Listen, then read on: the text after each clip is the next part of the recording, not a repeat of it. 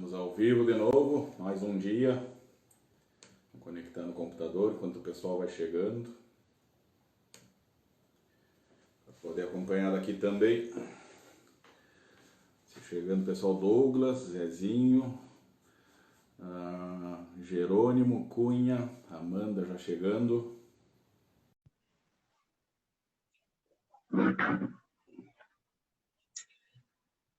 Aguardar aí, conexão feita.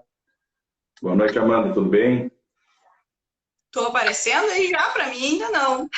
Tá, já aparece aqui. Como é que tá som e imagem pra ti aí, tudo tranquilo? Para mim tá bem. Eu não me enxergo, eu nunca fiz isso. É assim mesmo? Não, tem que aparecer. Aparece a tela dividida aí um pouco. Para metade Pois da é, imagem está metade da pessoa. tá tudo preto aqui. Vamos Será ver. Deixa eu ver aqui se eu mexer em alguma coisa, se vai. que a gente vai. Enquanto isso, o pessoal vai chegando aí, é normal. Esses primeiros minutos da live a gente dá uma guardada de qualquer forma. Daqui a pouco alguma coisa da câmera, ou a gente sai e conecta de novo. Pois é, acho que eu vou fazer isso, Fabrício, porque aqui tá. Tá? Vamos ver.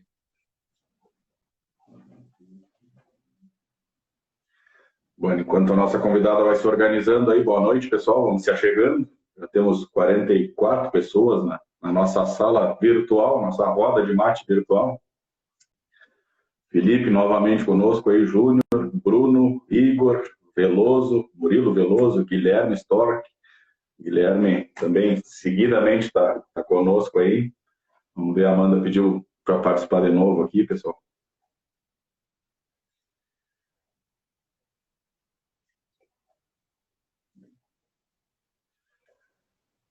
Conectando de novo. Aê, Agora agora deu. sim. Agora sim. Beleza. Agora eu vou poder te dar boa noite. Como é que tá a questão do teu sinal aí? Tá bem, não? Tu tá no Wi-Fi O ou tá? princípio tá bem. Tá, tá, beleza. Tu me escuta bem? Tô te ouvindo bem, só a tua imagem agora tá carregando aqui, como se eu já te ouço, mas a imagem tá congelada, tá carregando aqui. Pois é, agora aqui para mim tá aparecendo. Pode ser provavelmente uma instabilidade da internet. Ver se daqui a pouquinho estabiliza aí. Enquanto isso, eu vou dando as boas-vindas pessoal aqui e os devidos recados que eu gosto de dar na abertura. E em seguida a gente já interage, tá? Beleza. Então tá. Então, pessoal, uma boa noite a todos. Como de costume, estamos de matilista por aqui, né? Fabrício Marques, Pedra Moura, consultoria agropecuária, estamos dando início ao 14º episódio da nossa série de lives, Pedra Moura Entrevistas, hoje com mais um convidado, lembrando que intercaladamente com os convidados eu tenho entrado de forma individual e o objetivo principal dessa série de lives é nós abordarmos assuntos específicos dentro da vastidão de temas que a gente tem no universo da integração lavoura-pecuária dos sistemas de produção integrada, mais especificamente em terras baixas no nosso caso. Como de costume também, aproveitar o pessoal que está chegando aí, que nos ajudem a divulgar. Acho que o assunto de hoje é bastante interessante para quem tem interesse em integração lavoura-pecuária, é um tema muito importante, diga-se de passagem, que seria, na minha opinião, aí a base de tudo, o coração do sistema, que é a nossa o solo, né, a nossa base de tudo, a base da nossa produção, seja de campo, seja de espaço. Então, gostaria que vocês convidassem, compartilhem a live, convidem mais algumas pessoas, 3, 4, 5 pessoas, cada um de vocês que está chegando aí, para que a gente aumente a quantidade de gente nessa roda de mate virtual que a gente vai fazer a partir de agora. Tá? Hoje, então, a nossa segunda live da semana, mas lembrando que a gente já está com a agenda organizada para toda a semana, né? E que amanhã é a única live que a gente vai fazer durante o período da manhã. Eu sei que fica mais difícil, a tendência é que tenha menos gente, mas por questões familiares é o horário que eu consigo fazer, então a live de amanhã vai ser às 8h08 da manhã, depois na quinta a gente tem a participação do André Andres, da Embrapa, volta a ser às 20 horas, e na sexta-feira eu encerro a semana novamente sozinho, também às 20 horas. Os temas de amanhã serão, então, modelos de ILP, na quinta-feira com o André, as pesquisas em terras baixas do grupo de herbologia, que o André coordena na Embrapa, e na sexta-feira, os tipos de preparo que a gente vai juntar com algumas questões que a gente falou na live de ontem dos escarificadores. Né? Está bem, pessoal? Então, dados os devidos recados, aí a parte inicial da nossa live, para que a gente espere até o pessoal ir chegando. Amanda, o sinal para ti está bem? A imagem está boa aí? Para mim, ela segue travada. Para mim tá bom. Tá fluindo super bem. Engraçado. Pessoal de casa, como é que está aí a imagem da Amanda? Para mim, ela parece congelada. Para vocês está normal? É só comigo que está travada a imagem? Para que a gente possa começar aí, fazer a apresentação oficial e iniciar o tema da live propriamente dito.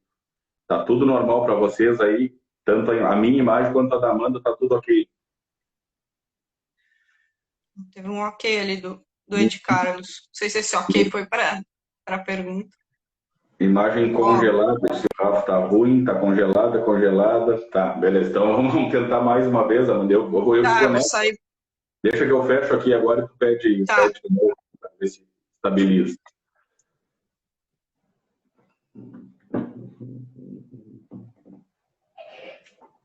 Vamos ver se resolve agora. Esperar a Amanda retornar aí, a gente faz a apresentação oficial da nossa convidada e damos início ao tema da noite de hoje. Enquanto isso, vocês aproveitem, como eu disse, para ir convidando mais gente, né, compartilhando a live, para que, se a pessoa não puder acompanhar em tempo real, pelo menos fique o convite para assistir depois nas 24 horas que ela vai estar disponível nos stories. Vamos de novo ver se dá certo agora.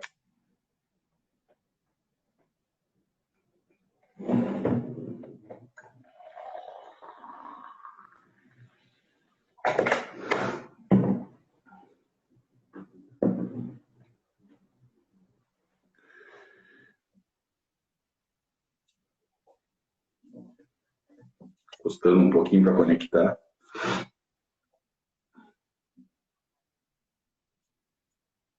Agora, nem o áudio não tem.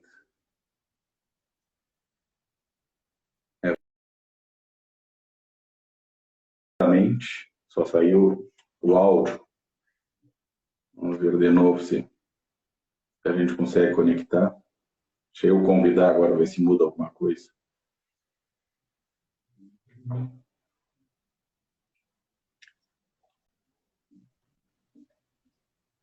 Agora eu te convidei, parece que melhorou. Se o áudio sair agora, pelo menos a imagem, então eu estou vendo.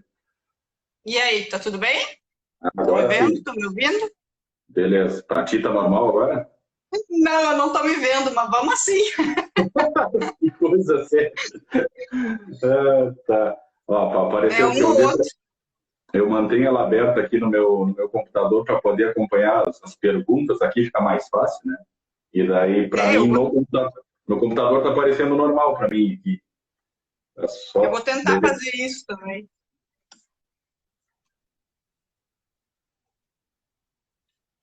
Ver se consegue acompanhar aí. Só não esquece de tirar o volume do computador, senão vai ficar dando retorno, né? Vai dar... não, eu tinha tirado já. Só... Bom, o pessoal está comentando que agora está tudo certo, estão vendo os dois, vendo e ouvindo os dois. Só tu que não te enxerga mesmo. Pois é, mas tudo bem, né? O normal é esse também, de falar, não se enxergar. Geralmente fala, só que daí a gente enxerga os outros, né? Nesse caso, tu vai enxergar só a mim. Agora eu estou me enxergando no computador. Então, tá. Agora. Beleza. Vamos embora. Então, pessoal, oficialmente dando início ao nosso 14º episódio da série Pedra, Amor, Entrevistas, hoje com uma convidada, mestre e doutora em Ciência do Solo, vários anos de experiência nesta área de integração lavoura-pecuária, sistemas de produção integrado, participa de vários grupos desse tipo, dessa linha de pesquisa. E legal que é a Amanda Posselt Martins, né, a doutora Amanda, nossa convidada. O pessoal já sabia aí, mas oficialmente apresentando a nossa entrevistada de hoje, e contar um relato para vocês de como que a gente se conheceu. Eu conheci a Amanda pessoalmente vai fazer 3 anos. Foi num evento da Restec em Bento Gonçalves, onde nós dois éramos palestrantes, e o assunto das 2 palestras era justamente esse: sistema de produção integrada, a Amanda indo apresentar alguns dados de algumas das pesquisas que eles vêm desenvolvendo ao longo dos anos, e eu fui apresentar o case do projeto 15K, que é um projeto da própria Raistec, o atual campeão, na época lá do projeto 15K era um dos produtores que a gente atendia ainda pela propriedade. E eu fui lá apresentar o case e o relato de caso do case tinha a questão da integração lavoura-pecuária. Então, foi ali que a gente se conheceu pessoalmente. Eu comecei a acompanhar com um pouco mais de atenção o trabalho da Amanda a partir daí. E a função das redes sociais nos permite bastante isso. Em alguns outros eventos a gente se encontrou, como é o caso da Pastos e Pastagens, que foi um evento de Dom Pedrito, Lavoura em Evolução, Pastos e Pastagens, o nome do evento.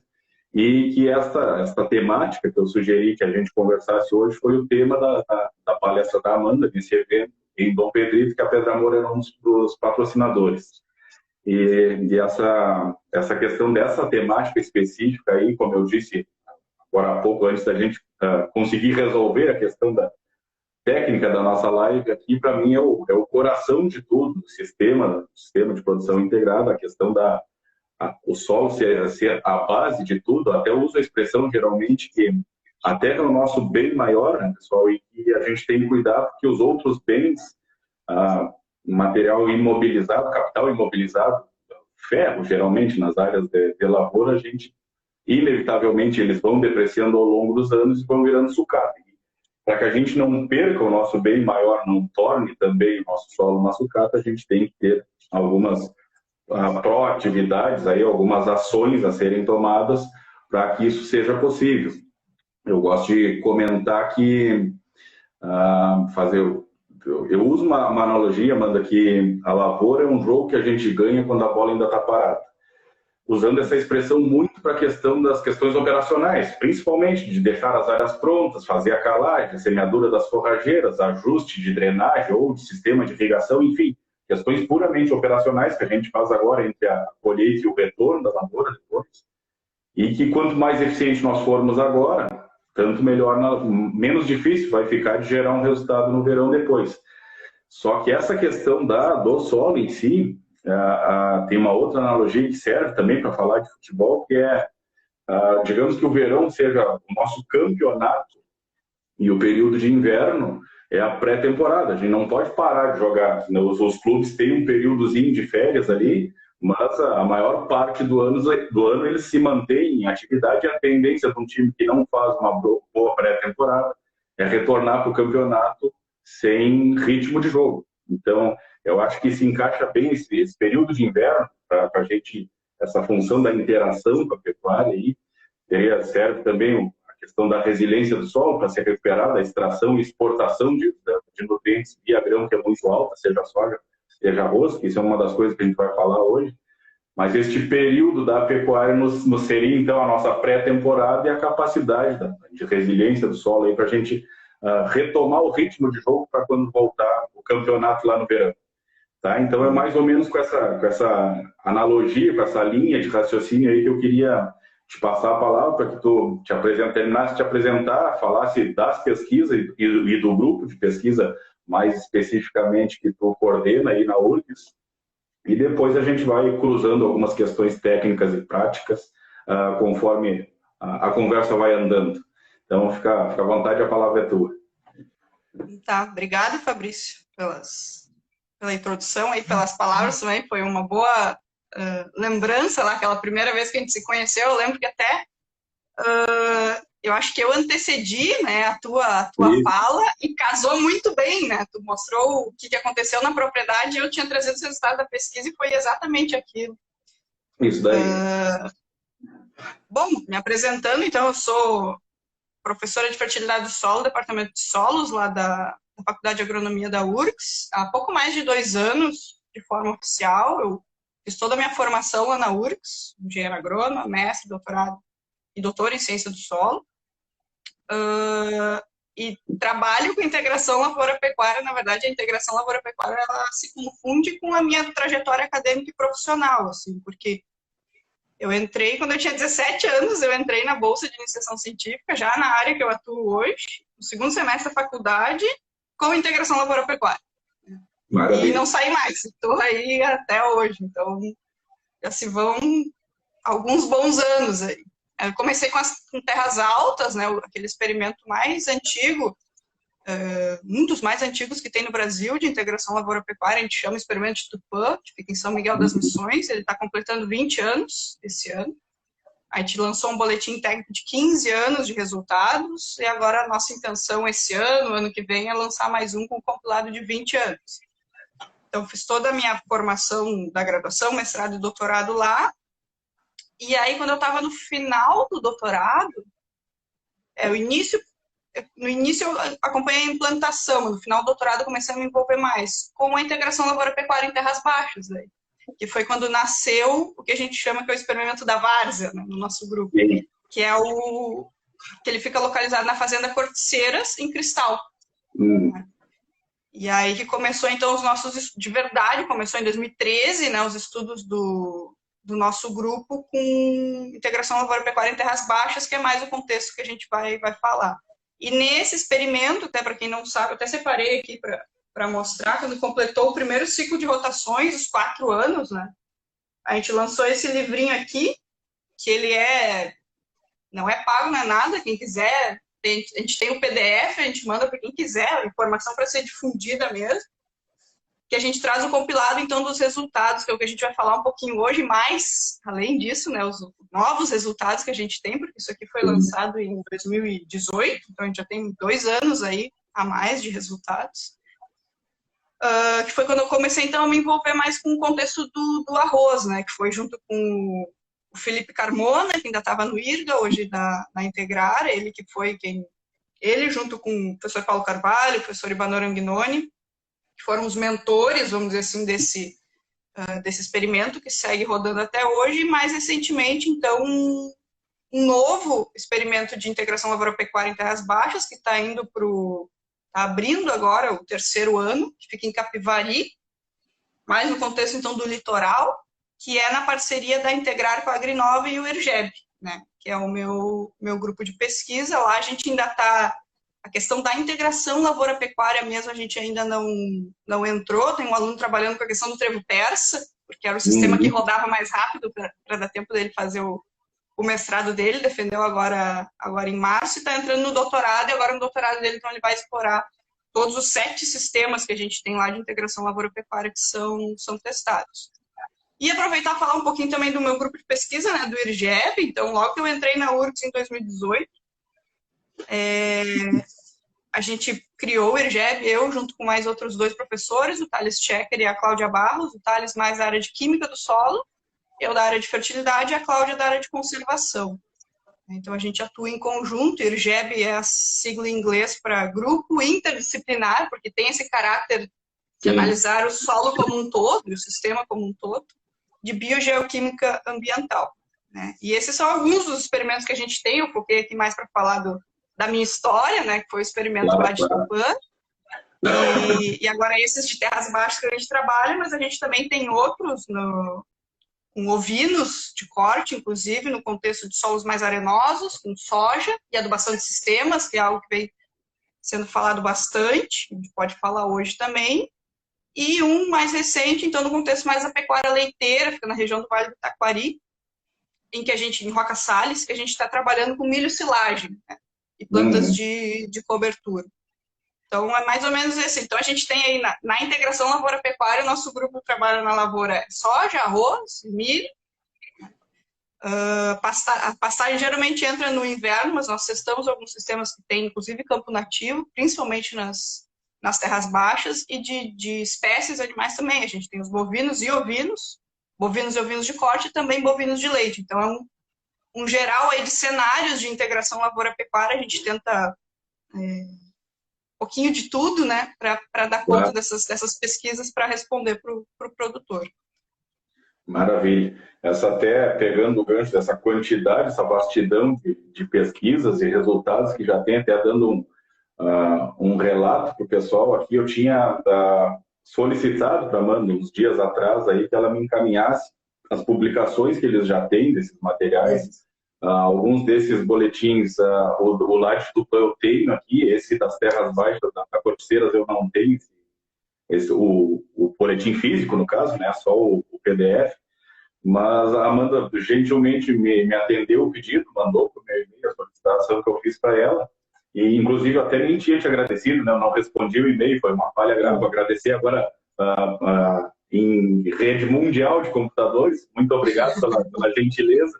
Só que como eu já me deu eu já tive a ideia de te convidar para falar, eu acabei deixando, lógico, o material vai ser importante para que eu siga estudando, mas acabei optando, a minha ideia inicial era eu dar uma revisada nas coisas, para cruzar com os resultados de campo que a gente já vem observando, mas optei por trazer, assim como eu já trouxe outros pesquisadores, a ideia é juntar a comunidade acadêmica e científica para que a gente possa aumentar e expandir um pouco mais, difundir um pouco mais as informações que vocês veem há anos, como tu mesmo disse aí, gerando. E nesse tipo de situação no sistema de produção integrada, quanto maior for a amostragem temporal, né, a tendência é que a gente tenha mais consolidados os dados, né? Então, eu acho que fiz bem em te convidar, que eu acho que tu vai ter mais capacidade de resposta do que eu. Tá? Mas então, Amanda, para a gente pegar, acho que faz uma introdução do tema da live, né? Mais solo, mais pasto, mais grão, com base naquela palestra que vocês fizeram, tu e o Danilo, em conjunto lá em Dom Pedrito.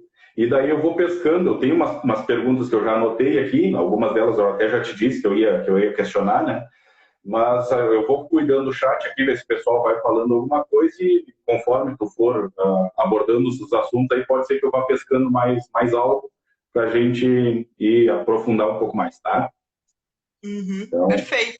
Então, deixar o pessoal bem à vontade aí, acho que o grande objetivo dessas lives é bem a interação, né? Não é também só chegar aqui e falar o que eu quiser, e o pessoal que tiver dúvida também é a hora de tirar.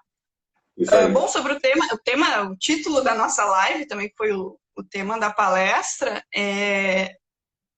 no primeiro momento é até engraçado que ele parece um título quase meio produtivista, assim, meio mais, né?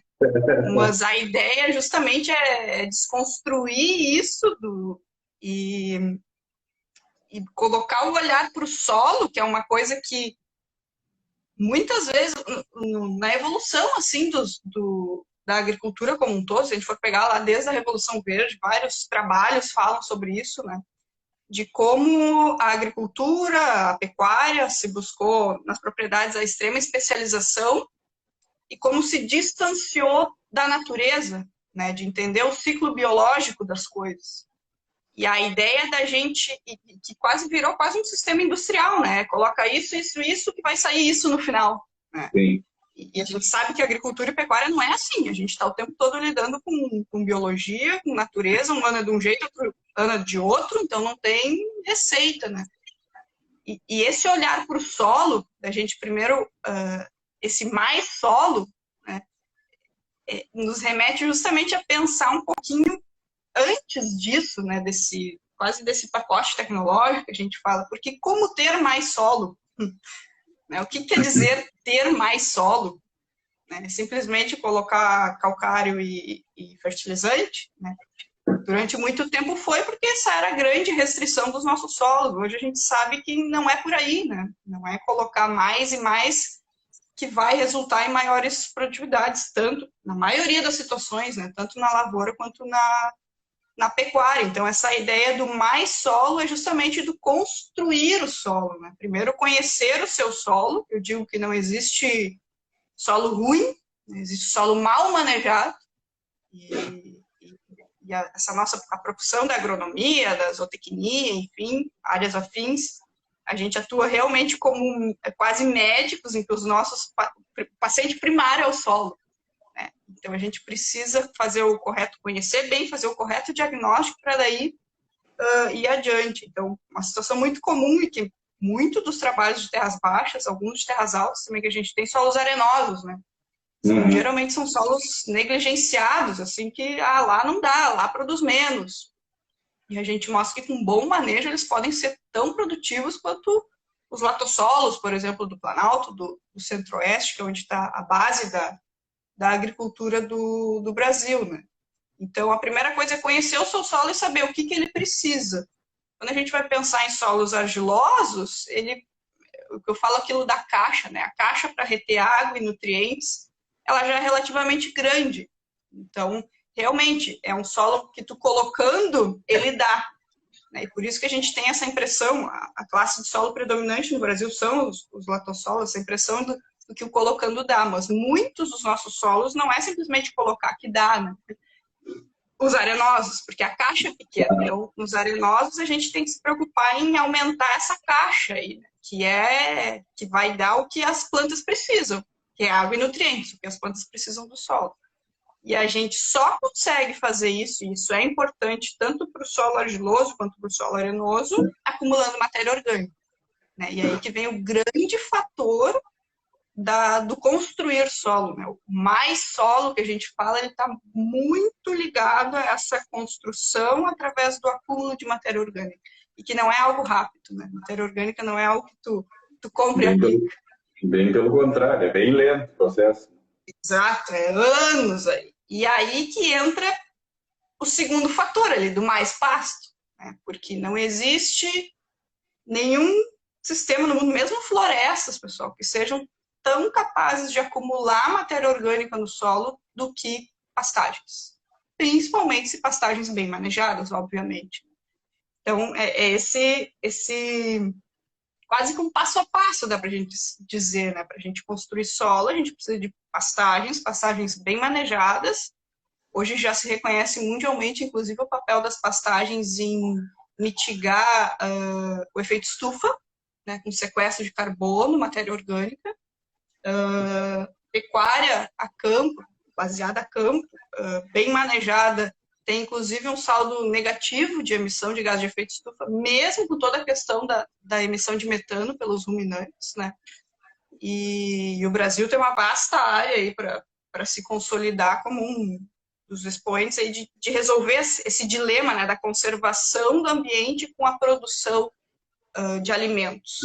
Sim. E aí a gente chega no mais grãos ou mais lavoura, né? Porque justamente essas que daí a gente vai de novo lá para o evento da Raiz Técnica que a gente estava apresentando os resultados quando se conheceu, né? Por isso que era justamente isso. A gente mostrou que a lavoura de arroz mais produtiva, né, tanto lá na pesquisa, no experimento, quanto na propriedade, foi justamente aquela em que seguiu mais ou menos esse passo a passo aí que a gente está falando. Né? Então, chegar naquilo que é o mais lucrativo, lá que geralmente é a lavoura, né, de renda, passa por esses meandros aí. Esses dias eu ouvi uma frase, até na live com o Celal, eu fiz esse comentário, eu ouvi uma frase que ela é contraditória, mas mais nos ajuda para esse sistema, esse tipo de sistema de produção integrada. A frase que eu ouvi foi o seguinte: ninguém quer ser sustentável, o que eu quero é ganhar dinheiro. Só que daí vem justamente o contraponto e o paradoxo que as pessoas que mais estão produzindo e que estão gastando menos, seja de insumos, seja de questões ambientais, são justamente as que estão colhendo mais. Elas estão produzindo e estão sendo mais sustentáveis, gastando menos e colhendo mais.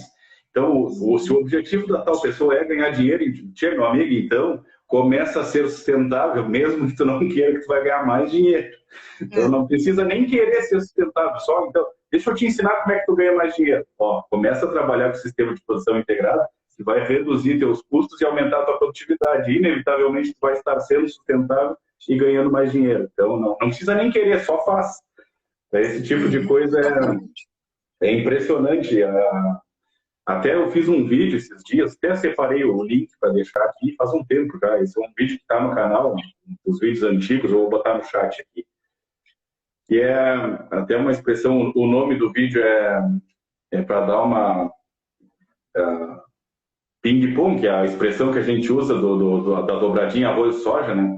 Ping-pong, sua produção com os dias contados, com prazo de validade, sua produção com prazo de validade, que é para ser meio polêmico mesmo, para chamar atenção.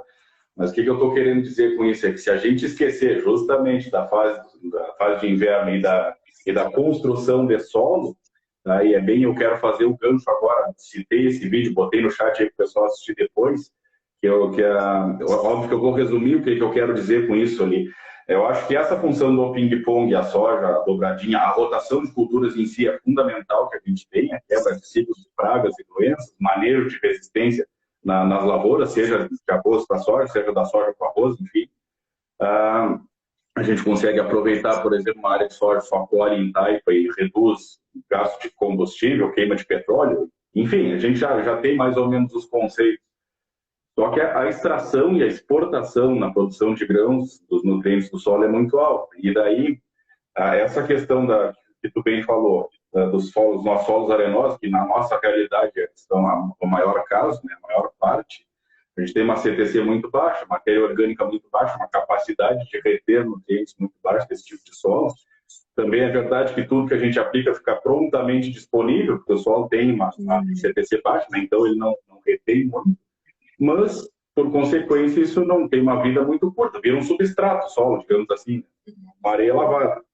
Daí a maneira da gente conseguir melhorar isso ao longo dos anos é recuperar a vida do solo e a biologia. O que a gente observa, isso os dados que vocês mostram bastante, é uma das coisas que eu quero que a gente aborde, e a parte física, a parte química, que geralmente é a primeira que a gente faz, né, de corrigir o pH, fazer a bendita da calagem, algumas coisas tipo do rompimento da camada compactada, que a gente abordou ontem com o uso dos escarificadores, corrigindo a estrutura física do solo, e agora a gente tem que entrar na parte biológica, que é aí que vai vir a questão do benefício da ciclagem de nutrientes e das pastagens, da cobertura de inverno. Num primeiro momento, pode ser só no período de inverno, que já é um primeiro passo, mas eu acho que a gente tem que migrar para ter pastos também no verão, ou algumas áreas de pastagem perene, que vai ficar com a pecuária por uns 4, 5 anos, um período, e isso vai passar por uma reestruturação da propriedade, para a gente poder dividir os planos para que as lavouras e a pecuária fiquem girando dentro do sistema. Tá? Mas, com tudo isso que eu acabei de falar, eu queria que você fizesse um comentário, Amanda, a questão da ciclagem de nutrientes, o quanto a gente melhora com a questão do pasteiro, e a questão da extração e exportação da pecuária comparado com as lavouras, tá? Para o pessoal ter uma noção do quão menor é a exportação da pecuária e o quanto que isso nos beneficia no sistema, trazendo esse nutriente mais para a superfície, deixando ele mais disponível e principalmente recuperando a biologia do solo, né? Mais vida, né? No sistema radicular, principalmente. A pastagem, né? Uma pastagem bem pastejada, vamos falar assim, né? Com todos os critérios, não vou entrar aqui no detalhe de questão de altura, seja num pastejo contínuo, num rotativo ou rotatino, enfim. A gente vê que ela tem uma capacidade muito grande de fazer isso que está falando, tanto ciclar quanto reciclar os nutrientes. Porque o próprio ato, esse estresse da herbivoria, que a gente fala que a pastagem sofre, né? Pensar como uma planta, eu acho que tu comentou isso em algum dos teus vídeos, também não lembro, mas a gente, né, vê enxergada do ponto de vista da planta. Uma planta crescendo, qual que é o objetivo dela? É buscar, então, radiação solar, fazer fotossíntese, entrar em estágio reprodutivo e deixar a descendência. Basicamente isso. Com a pastagem não é diferente. Então, ela tem aquele ciclo vegetativo, está crescendo, chega lá o animal e come lá metade do dossel da pastagem. Né? O que essa pastagem vai ter que fazer para atingir lá o objetivo dela, né? Chegar no período reprodutivo, para perpetuar a espécie? Tem que colocar mais aparato fotossintético, né? Vai crescer mais. Nesse crescer mais, ela precisa buscar mais recursos, porque para ela chegar até aquele ponto, ela foi até um ponto no solo também, com raízes, né?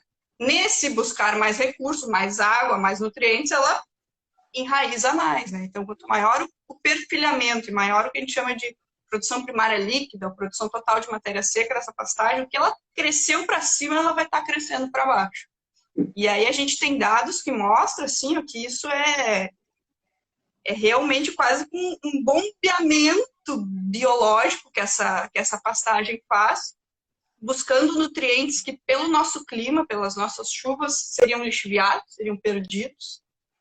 Então, ela vai lá e busca e joga para o sistema de novo. E se a gente for comparar com áreas que tem, por exemplo, só planta de cobertura, a gente vê uma baita diferença, porque essas que não têm pastejo não são estimuladas a crescer as raízes, então os nutrientes são perdidos. Né? A gente vê aí de 4 a 6 vezes, o estudo que a gente fez teve mais ou menos 10 anos, perde 4 a 6 vezes mais nutrientes por lixiviação, onde não tem o pastejo. Além do que, quanto mais raiz, mais solo risosférico a gente vai ter também. E eu lembro de até um professor meu da graduação, hoje é meu colega, o professor Nilson, que sempre falava que a risosfera é meio que o parque de diversões dos micro-organismos do solo. Então, toda a parte da biologia ali, o que a pastagem faz, afora de tu ter novas rotas de nutrientes, né? O próprio esterco animal atrai, vamos dizer assim, uma fauna completamente diferente que vai estar atuando com diferentes rotas de ciclagem. E aí, além de ter essa maior quantidade de nutrientes, por causa desse processo que eu descrevi, o que a gente vem observando também com a pastagem é um maior sincronismo de deixar, na integração lavoura-pecuária, de liberar esse nutriente para a lavoura depois. Né? Que é aquele negócio de dar aos pouquinhos o nutriente para a planta. Né? Eu sempre brinco, não é aquilo. Imagina que o que a gente faz com a planta, uma planta que é altamente dependente só do nutriente que está dentro do adubo. Né? Basicamente, colocar de manhã cedo, quando a gente está saindo, pega o que a gente vai comer no café, no almoço, na janta, todos os lanches do dia, e diz, agora tu come. Uma vez só. Tudo agora, tu tem aqui, ó, meia horinha para comer, e te vira. É isso que a gente faz com as plantas que são altamente dependentes do nutriente que vem só via adubo. E quando tu tem um sistema que tem toda essa complexidade de fontes de nutrientes sendo liberada, uma delas sendo o adubo, mas não só o adubo, né? Que é justamente essa pré-temporada ali, que foi boa essa metáfora que tu fez, é exatamente isso, né? A gente vê que até a eficiência de uso dos nutrientes, e aí a gente vai para a eficiência ambiental e econômica, que era bem o que você estava falando, que ela se casa. Né? Quando tu tem mais eficiência ambiental, a eficiência econômica vem junto. Para a lavoura é muito maior.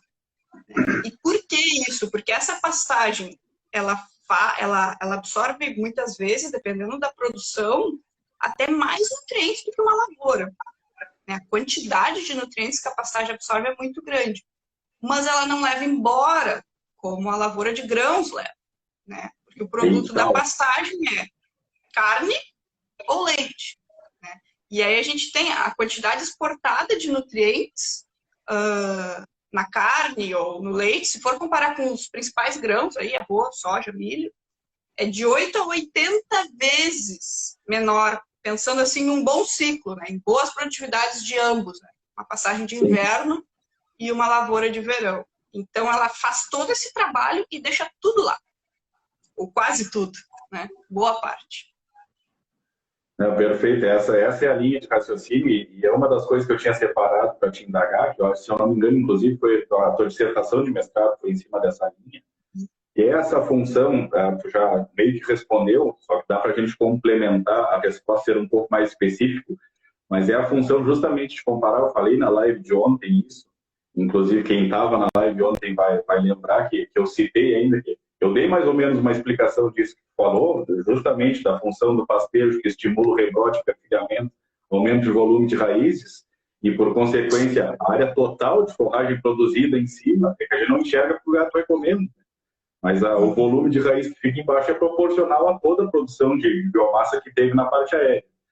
E essa questão do desenvolvimento, a parte que a gente não vê, que é o desenvolvimento das raízes, tu já confirmou o que eu tinha dito ontem, que é menor o desenvolvimento das raízes e, por consequência, o aproveitamento desses nutrientes, onde a gente não tem pastejo, é o papel só da cobertura de inverno, que, obviamente, entre não ter nada e ter uma planta cultivada só como papel de cobertura já está ajudando o sistema, mas o animal em cima, encaixado dentro desse sistema, serve como um catalisador dessa ciclagem, né? Ele vai trazer para o rumen, vai urinar, vai estercar, depois devolver para a superfície do solo, deixando, inclusive, mais prontamente disponível e trazendo nutrientes que, como tu bem citou, estavam mais abaixo no perfil. A gente melhorando, inclusive, porque depois as raízes, quando a planta morrer, vai decompor, vai ficar lá os os resíduos orgânicos das raízes e mais a questão dos bioporos, pensando em infiltração de água e oxigenação do solo, né? Tá, então, pegando aqui, eu vou ler uma publicação que foi feita no Instagram da Aliança CIPA, que é da tua dissertação, né? Que é um comparativo da parte com pastejo, da parte sem pastejo, exatamente isso que a gente estava falando, maior desenvolvimento das raízes e alguns outros benefícios. Então, o que diz aqui, pessoal, você sabia que a pecuária contribui para a correção da acidez do solo, no perfil do solo em sistema de semeadura direta? Daí tem um comparativo, isso inclusive para quem está no nosso grupo do Telegram, mandei mais cedo, tá? O pessoal que está no grupo ali tem como conferir essa imagem aqui. Eu vou tentar mandar ela no chat através de um link do Dropbox, talvez vocês consigam abrir. Mas, enfim, tá, a imagem é repartida no meio, tem uma parte que tem com pastejo e sem pastejo. Onde tem pastejo, a questão do pH está mais alta em profundidade, saturação de base aumentou também em até 40 centímetros e a queda do alumínio tóxico para as raízes, também até os 40 centímetros de profundidade, despencou o nível do alumínio, aumentou o pH e aumentou a saturação de base. Ou seja, a gente deu uma melhorada na questão química do solo com o benefício do pastejo. Então, a parte biológica ajudando a parte química e, por consequência, a parte física pelos bioporos que eu acabei de citar aí. Tá? Esse foi a tua dissertação, isso daí, né? Isso, tá, exatamente. Foi lá, foi nesse experimento, nesse aqui. Eu tenho aqui também, ó. Esse aqui acho que tu tem, né? Isso, esse é o que eu tenho. Aqui tá o compilado. Esse experimento que tem 20 anos, que eu fiz o meu mestrado, meu doutorado. Vale salientar que é um latossolo, né? Então tem isso aí também. Esse tipo de resultado de calagem é algo que eu tenho muita curiosidade. A gente ainda não tem, eu nunca vi, pelo menos, o nosso grupo não tem, em terras baixas, né? Até porque o próprio plantio direto em terras baixas, que é essa questão de daí aplicar o calcário em superfície, ainda é uma realidade pequena, se a gente for ver, né? Então, a gente investigar isso. Mas, assim, o processo é o mesmo, né? Então, dá para se esperar, talvez não toda essa profundidade, porque no solo de terras baixas, às vezes, antes de 40 centímetros, tu já tem um horizonte impermeável, enfim, mas com certeza desce mais tudo, né? Não só o calcário. Essa questão, a expressão terras baixas, lógico, a gente foca muito na várzea, né? Mas se a gente for pensar em altitude, que é o caso original das terras altas e terras baixas, esse tipo de raciocínio, para a nossa metade sul, para nossas áreas dobradas, digamos assim, para as coxilhas da zona sul, que não tem altitude, mas tem relevo dobrado, mais alto que a várzea, pelo menos, embora próximo do nível do mar. Serviria essa linha de raciocínio para esse tipo de área, para as nossas coxilhas da zona sul, por exemplo? Com certeza, na verdade, mesmo para a várzea, né? O processo que acontece ali do pastejo é o mesmo, então, assim, o ganho que a gente vai ter tende a ser o mesmo, né? A gente talvez mude alguma coisa, sei lá, de tempo, de profundidade efetiva, mas como o processo do pastejo que ele vai ocasionar no solo é exatamente o mesmo, que é essa questão das raízes que a gente comentou, né? Não, nesse caso do teu trabalho especificamente foi feita a calagem toda em cobertura, não se mexeu, não se incorporou o calcário, é isso, né? Daí foi... Era uma área que estava em plantio direto desde 1993.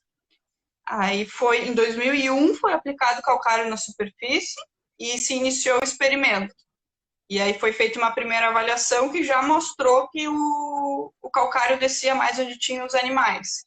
Que nem era a hipótese inicial, né? A hipótese inicial era que desceria mais até no sem pastejo, porque se temia essa compactação superficial do gado, mas se queria ver ali, porque a gente testa diferentes intensidades de pastejo nesse experimento, diferentes alturas de manejo da pastagem.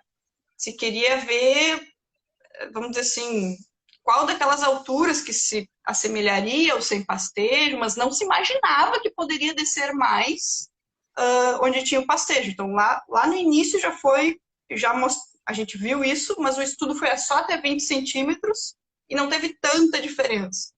Na minha dissertação de mestrado, a reaplicação de calcário daí a gente fez em 2010, então deu um intervalo de 9 anos. E aí eu avaliei durante 3 anos essa descida do calcário. E aí eu avaliei até 40 centímetros, alguns atributos, como tu falou, a gente viu diferença até 40, mas em 40 a diferença ainda era enorme, então isso deveria ser até mais profundo, né? 50, 60 centímetros. Tem trabalhos no Paraná que foram até 60 centímetros e acharam até 60 centímetros. E aí a diferença foi muito maior da área com pastejo e do sem pastejo em 2010, que a gente já tinha aí 9, 10 anos de integração lavoura-pecuária, porque tinha começado em 2001. E é bem interessante porque essa diferença ela é extremamente explicada pela parte física do solo, né? E daí a gente fez, na verdade, a fertilidade do solo, que é a minha área, a gente fala muito da química por causa dos nutrientes, mas a gente sabe que um solo fértil ele tem que ser equilibrado química, física e biologicamente, né? Então, nessa questão era bem a física explicando, porque nas áreas sem pastejo, a gente vê o que é algo comum até nas terras baixas, na várzea mais ainda, que é aquela compactação do maquinário agrícola, né? Que está ali entre 7 e 10 centímetros. Tem aquela compactação, aquele adensamento do solo. E foi exatamente aí que o calcário parou na área sem pastejo. Ele não conseguiu passar dali. E quando a gente foi fazer as análises físicas, a gente viu ali, a partir dali, a densidade do solo na área sem pastejo era muito maior do que na área com pastejo. Então, a área com pastejo, a gente tem aquele adensamento superficial do casco, que é natural de ter, porque tu está colocando uma carga ali, mas que a própria semeadora já rompe, porque ele é extremamente superficial, e lá embaixo fica outro solo, né? Se a gente for comparar assim, as linhas de densidade, assim, elas ficam aí uma para cada lado. Assim. Tamanho a melhoria física das raízes. É o novelo de lã do sistema radicular lá. Exatamente. Mas essa questão, agora aproveitando, seguindo um pouco nessa questão específica aí, eu acho que é um tema interessante, que esses dias teve uma pergunta sobre isso. Nesse caso específico da área sem mexer, sem a gente incorporar o calcário, né? A gente vai ter que ter um cuidado com a dose do calcário, colocar a dose recomendada pela análise, deixar ele todo em superfície, a gente pode alcalinizar a superfície do solo, né? Então, como é que foi feito isso daí? Vocês seguiram 50% da dose, 30% da dose, a dose foi cheia? Qual foi a metodologia da tomada de decisão do quanto aplicar de calcário? Lá a gente seguiu o manual de calagem e adubação do vigente, digamos assim, né? Que era o meio SMP pH 5,5 e hoje a gente tem 1/4 de SMP pH 6 para calagem superficial. Né, que isso está bem consolidado assim, para o ambiente de terras altas, né, de coxilha.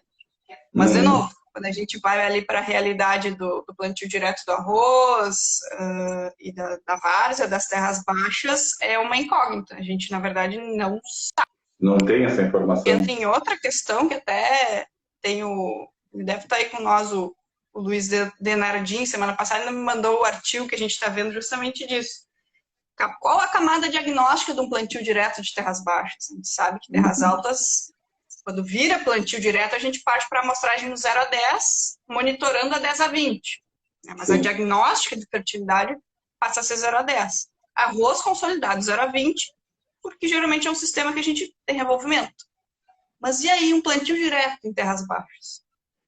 Teoricamente, por ser plantio direto, daqui a pouco deveria passar para um 0 a 10, mas a gente não tem estudos que mostrem isso. E aí esse artigo que eu estou comentando com vocês, ele nem foi para publicação ainda. Ele é no contexto bem da soja, de ver qual é a relação, então, dos nutrientes no solo com a produção da soja em integração lavoura-pecuária em terras baixas. E o que a gente está achando é uma grande importância para terras baixas, a produtividade da soja sendo muito explicada com a camada de 10 a 20 centímetros. Não é nem a de cima e não é nem as duas juntas, mas é lá embaixo, como está lá embaixo. Grande importância aí para a questão do pH. O pH está adequado lá embaixo, aí entra a importância desse calcário realmente descer. Né? Então, relação direta com pH, produtividade, e pH na camada de 10 a 20 centímetros e fósforo. Né? Os dois aí bem importantes. Isso falando de soja, não são dados de arroz, mas é outro baita desafio que todos nós, e principalmente a pesquisa, tem, que é essa questão de camada diagnóstica nas terras, no manejo conservacionista, né, no plantio direto. Claro, claro. Não, isso, de uma maneira geral, eu tenho comentado, como seja nos vídeos gravados que eu estava fazendo para o YouTube, essa série de lives agora, que nós já estamos na terceira semana, um dos objetivos de trazer pesquisadores é justamente para a gente tentar trazer um pouco mais de informação científica para a nossa comunidade acadêmica, que tem bastante pessoal das ciências agrárias nos acompanhando aí, porque de fato a gente tem pouca informação ainda. A soja na várzea, como tu bem citou, é um troço muito recente, né? E a gente tem que ter um grande cuidado quando for usar as recomendações originais da soja para as terras altas, que é o ambiente natural para ela, a dinâmica muda, inclusive até o fenótipo da planta é diferente, né? Nós pegar a mesma cultivar semeada na mesma data lá em Tupã e semeada aqui em Arroio Grande, vai ser completamente diferente, né? O fenótipo da planta, porque o ambiente é diferente e vai interferir nisso também. Então, um dos objetivos dessa série de lives também é a gente trazer esse tipo de informação e a gente, obviamente, seguir buscando. Nós vamos ter que descobrir como é que é o nosso sistema conservacionista nas terras baixas, visto que o arroz, a própria lâmina d'água já dá uma bagunçada no solo lá, que já vira aquele gel durante o período como diz o professor Ibanor, aquilo vira um fluido, né?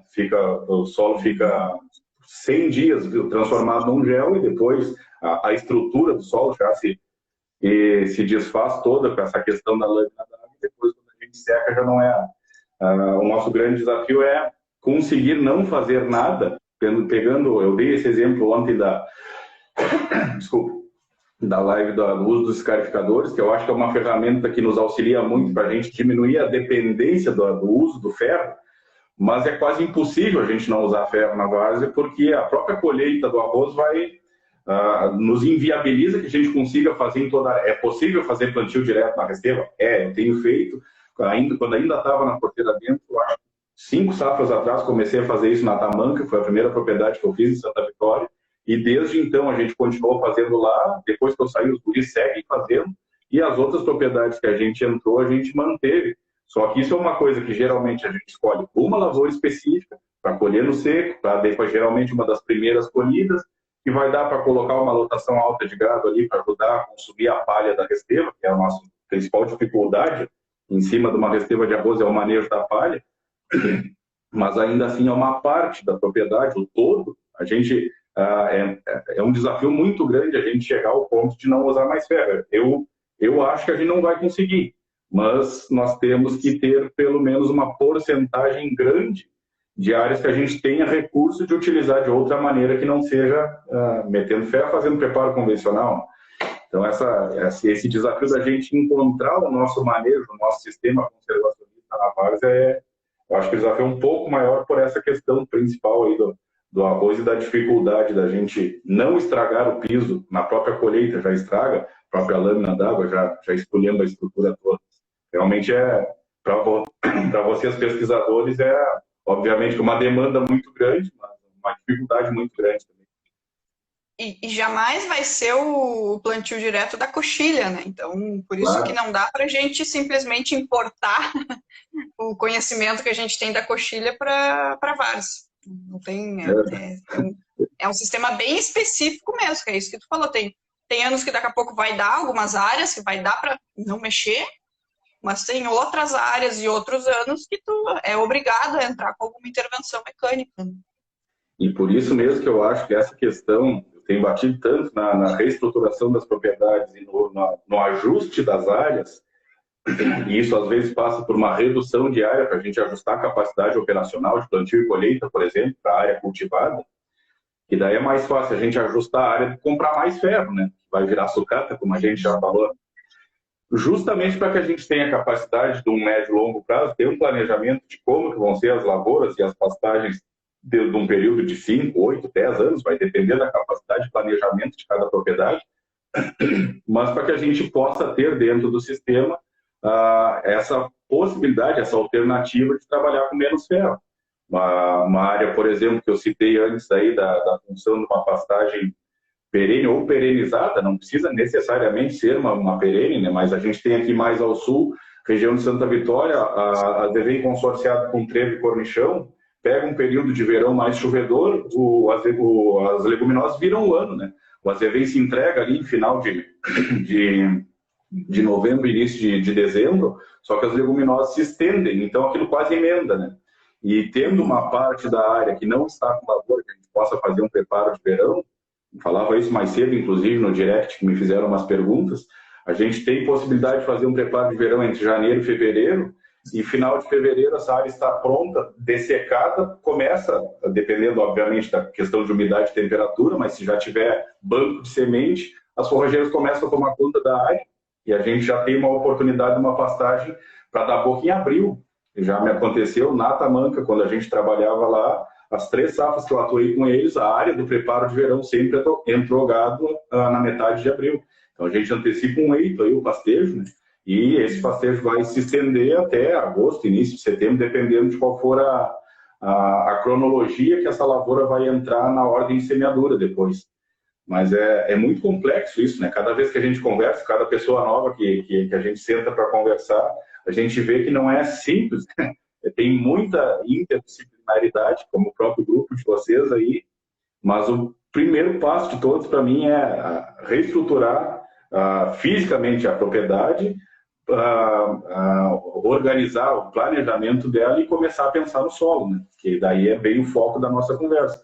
A partir daí a gente começa a ter longevidade e é muito normal a gente reduzir a área e aumentar a produção. Não é? A produtividade é meio lógico, que a gente aumente aumentando a eficiência operacional. Mas a produção total é bem comum, já vários casos a gente teve já de reduzir a área de produtor e o final da colheita, a produção total ter sido maior que o ano antes, que tinha 650 hectares a mais no total da lavoura. Então, a gente tem que ser, eu costumo dizer que a gente tem que crescer para cima e não para os lados, né? Pela lógica, até eu prefiro encolher para os lados e crescer para cima. Então, mas é um desafio. E aumentar rentabilidade, né? Também não é só olhar o número técnico, né, da produtividade, mas fazer o negócio render. A gente conseguindo diminuir a área, aumentar a produtividade com esses benefícios todos de um sistema integrado, o custo tende a ficar menor, o desembolso também, por consequência, vai ter menos área, né? Então, desembolso total, e comparando com o arroz aí, que chega a gastar 7 mil reais por hectare, né? Vamos ver como é que vai ficar os preços agora com esse dólar louco para a próxima safra. Mas, enfim, a gente tende a ter uma resposta econômica e produtiva muito melhor. O Jamir falando aí que não tem receita pronta, cada caso é um caso. E esse que é o lado bom da nossa atividade também, né? Que é um desafio eterno, né? A gente vai ficar para sempre adequando, e cada propriedade, às vezes a propriedade dentro da mesma região já é diferente, uma propriedade para outra, imagina de uma região para outra, que nem citou o caso do litoral norte aí, né? A gente tem, e pega um ótimo exemplo do que tu falou bem no início, que não existe solo ruim, existe solo mal manejado. Se a gente pegar as areias do litoral norte, que não tinha nem zoneamento agrícola para soja, e é normal nos darem um pau de produtividade nas áreas de soja lá. E agora conseguiu, já está, faz parte do zoneamento agrícola, e a soja tem um potencial produtivo naquelas áreas impressionante. Então, essas coisas os desafios são muito grandes. Eu vou te fazer outra pergunta aqui, que foi uma das coisas que eu separei também, agora pegando bem o gancho da rotação de cultura. A questão era a seguinte: o resíduo cultural que uma cultura deixa para outra na sucessão. Tá?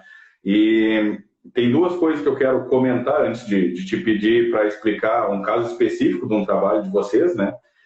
Mas, assim, a questão que eu estava falando da atividade da Urease, que tem um trabalho do IRGA, então, imediatamente após a colheita, eles começaram a fazer com 1 semana, 2 semanas, 3, 4, 5, enfim, se estenderam várias semanas consecutivas após a colheita, fazendo a avaliação da atividade da urease no solo após a colheita. E a gente sabe que tem um resíduo cultural que fica, que uma cultura deixa para outra, de alguns nutrientes que ficam disponíveis, né? Então, o bendito do índice de colheita, o que sai de grão versus o que fica nos restos culturais.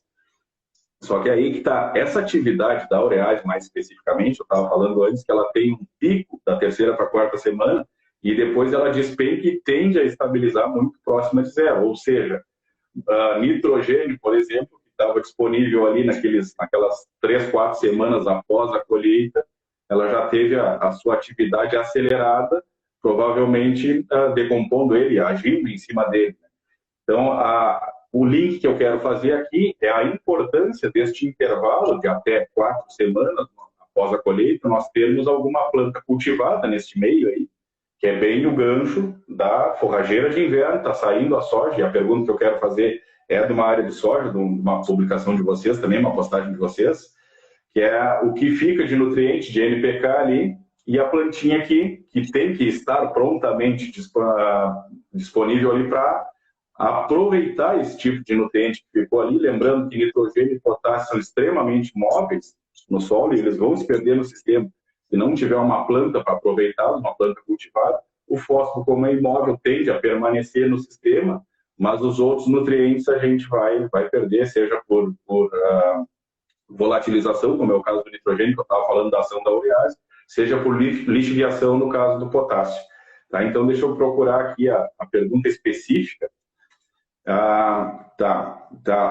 uma imagem de uma resteva de soja com azevenzinho nascendo ali, a postagem da Aliança, né? E daí os restos culturais, liberação de nutrientes dos resíduos da fase lavoura para a fase pastagem. Tá?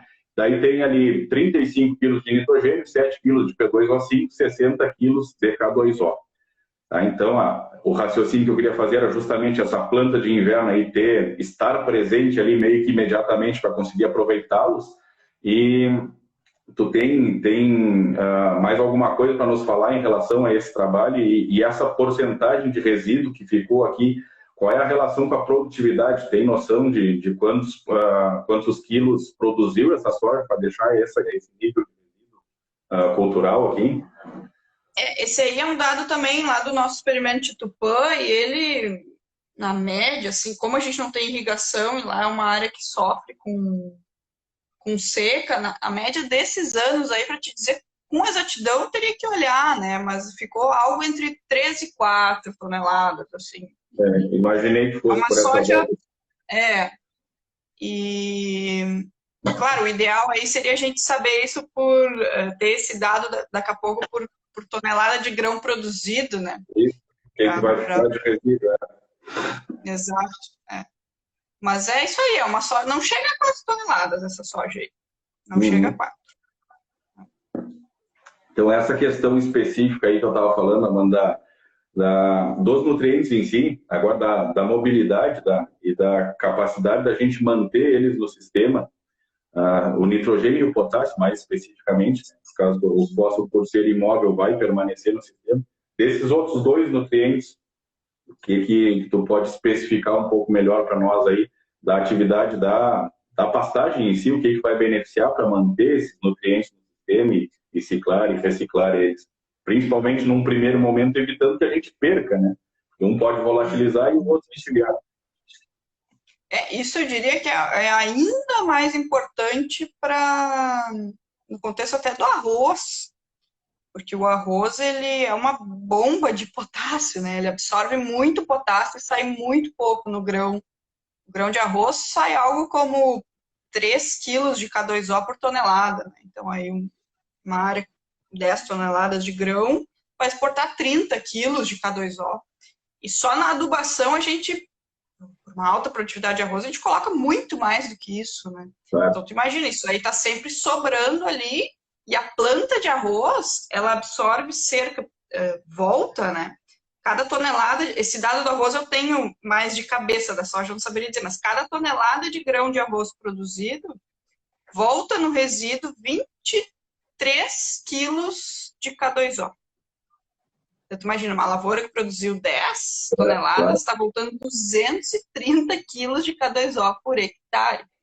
Isso é muito mais do que a gente coloca. E aí entra toda a habilidade da planta de arroz de captar formas. Isso também, o nosso grupo tem uma linha de pesquisa aí do potássio, até o professor Thales Checker, que é o que mais atua, tem orientados nisso, de pegar formas não trocáveis, que a gente chama do potássio, que não aparece nem no laudo de análise do solo. Então, o arroz ele é capaz de absorver isso, porque ele exaure, ele é uma bomba de absorver potássio, né? E aí vai vindo dessas, que está lá no meio dos minerais do solo, isso não aparece nem no laudo de análise, e o arroz consegue absorver e disponibilizar. Então, nesse caso, o arroz ele é quase está agindo quase como o exemplo da pastagem que a gente falou antes, para disponibilizar esse potássio que não estava disponível. E aí a importância, o que vai acontecer com esses 230 quilos aí de K2O por hectare, se não tiver uma planta? Se ficar em pousio, enfim, ainda revolver solo daqui a pouco ali no inverno, boa parte desse potássio vai junto tanto com sedimento, muitas vezes que sai da lavoura de arroz, quanto pela água de lixiviação, e aí na várzea, essa lixiviação geralmente para na camada impermeável, né, que tem mais argila, então aquele potássio vai ali, se fixa naqueles minerais e meio que esquece, assim, né, só se chegar uma raiz lá que seja capaz de pegar ele. E tendo a pastagem, já não, né, a ideia é que como aquela pastagem vai estar crescendo, e aí, principalmente para aproveitar esse potássio, também é importante a gente entrar com nitrogênio meio cedo, porque daí vai estimular essa pastagem a crescer e vai ter aquele balanço de nitrogênio e potássio, os dois nutrientes mais absorvidos pelas plantas, né? Então precisa estimular e ela vai estar pegando esse potássio que está vindo, nesse caso, da palhada da lavoura, né? Dessa lavoura de arroz que tem muito potássio. E a questão do nitrogênio, na verdade, o nitrogênio ele é um nutriente que ele é, para a grande maioria das lavouras, ele é exportado até em grande quantidade, né? A soja, a gente sabe que, na grande maioria dos casos, ela, na verdade, tem um balanço negativo de nitrogênio no solo. Aquela impressão da gente ver uma pastagem mais bem estabelecida, não é impressão, é real, né? Uma pastagem mais bem estabelecida depois da soja, em comparação depois do arroz. É uma ação muito imediata que diz respeito então, à relação CN do resíduo, né, de mobilizar ou mineralizar mais nitrogênio, mas na verdade está usando o nitrogênio que estava no solo, não é que aquele resíduo da soja está servindo como fonte, está adicionando nitrogênio. É isso que a gente tem que ter, claro. Tem que ter bem claro. Se bobear, até o arroz contribui mais para adicionar nitrogênio do que a própria soja. Né? Sim, é importante, que às vezes a gente se engana no olho, porque como a soja extrai muito, e o que a gente tem aí de eficiência de fixação biológica para soja, terras baixas também, a gente está tentando fazer um trabalho com um professor, inclusive lá dos Estados Unidos, que ele é argentino, mas ele leciona, né, faz as pesquisas nos Estados Unidos, para conhecer qual é a eficiência da fixação biológica em terras baixas. Né? A gente não sabe. Terras altas, no Brasil, a gente tem uma média de 80%. Isso quer dizer que 20% do nitrogênio que está lá dentro do tecido da soja vem do solo. Então, por isso esse balanço negativo. Por isso, terras baixas, a tendência é ser menos eficiente ainda. Então, na semana todas passada, as questões que até já foi comentado. Ontem eu acho que tu comentou também sobre isso, da importância da escarificação para fixação biológica também. Na verdade, essa questão da fixação biológica, para a gente melhorar essa eficiência, como tu bem falou, isso, inclusive eu fiz uma live na semana passada, na sexta-feira, que o tema era esse, né, era o uso de nitrogênio em soja, e o foco era justamente esse, trazer, porque a gente tem essa falsa impressão, a gente fica mais descansado na lavoura de soja porque tem a inoculação. A fixação biológica de nitrogênio, em tese, vai resolver o nosso problema. Só que é bem o que tu falou, né? Até eu apresentei alguns dados que eu tenho de alguns trabalhos do professor Fancelli, da Exalc, tá? E essa questão da eficiência biológica, da fixação biológica de nitrogênio, eu falei em 85% no máximo, que foi o que a gente falou na live, né? Isso, agora tu está falando em 80%, então tá muito próximo o número, mas o fato é que, por mais eficiente que seja, não vai suprir a demanda da planta. Então, a gente vai ter que tirar de algum lugar, os nossos solos são pobres de matéria orgânica, então já tem menos disponibilidade no próprio solo, e a várzea tende a ter algum estresse severo durante o ciclo. um ou dois ou três, e a planta, principalmente no início, nesse arranque aí, se tiver capacidade de desenvolver raiz mais rápido, inclusive vai beneficiar o volume de raiz maior, vai beneficiar uma maior nodulação, porque tem mais área de raiz disponível para colonizar, para a bactéria colonizar ali. Então, essa questão, eu concordo plenamente contigo, e a gente tem usado na soja sempre nitrogênio e fósforo na linha, e estamos começando a colocar nitrogênio, fósforo e enxofre na linha, deixando só o potássio para fazer a lanço na soja, aí, justamente para essa questão de, primeiro, suprir a demanda total, que só a fixação biológica não supre, e pensando num arranque diferenciado da lavoura, aí, que o nosso grande desafio na várzea é estabelecimento de lavoura e, por consequência, a manutenção, a mantença desse stand depois tem relação direta com a qualidade do estabelecimento. Se ela se estabeleceu bem, enraizou bem, aguenta, seja déficit ou excesso hídrico depois, de uma maneira bem mais tranquila, até questão de fundo, de raiz também. A gente vai, talvez essa observação que vocês fizeram até da raiz da soja, que falou de 10 a 20, né, que tem sido os melhores resultados das avaliações da camada diagnóstico, pode ser, inclusive, com a questão dos fungos de raiz que estão localizados justamente na camada de 5 a 10. Então, se a gente conseguir passar dessa camada, que tende a ser também a bendita da camada compactada, entre 10 e 15, que é a camada impeditiva, acho que vai juntando todas as coisas, né? A tal da interdisciplinaridade de novo.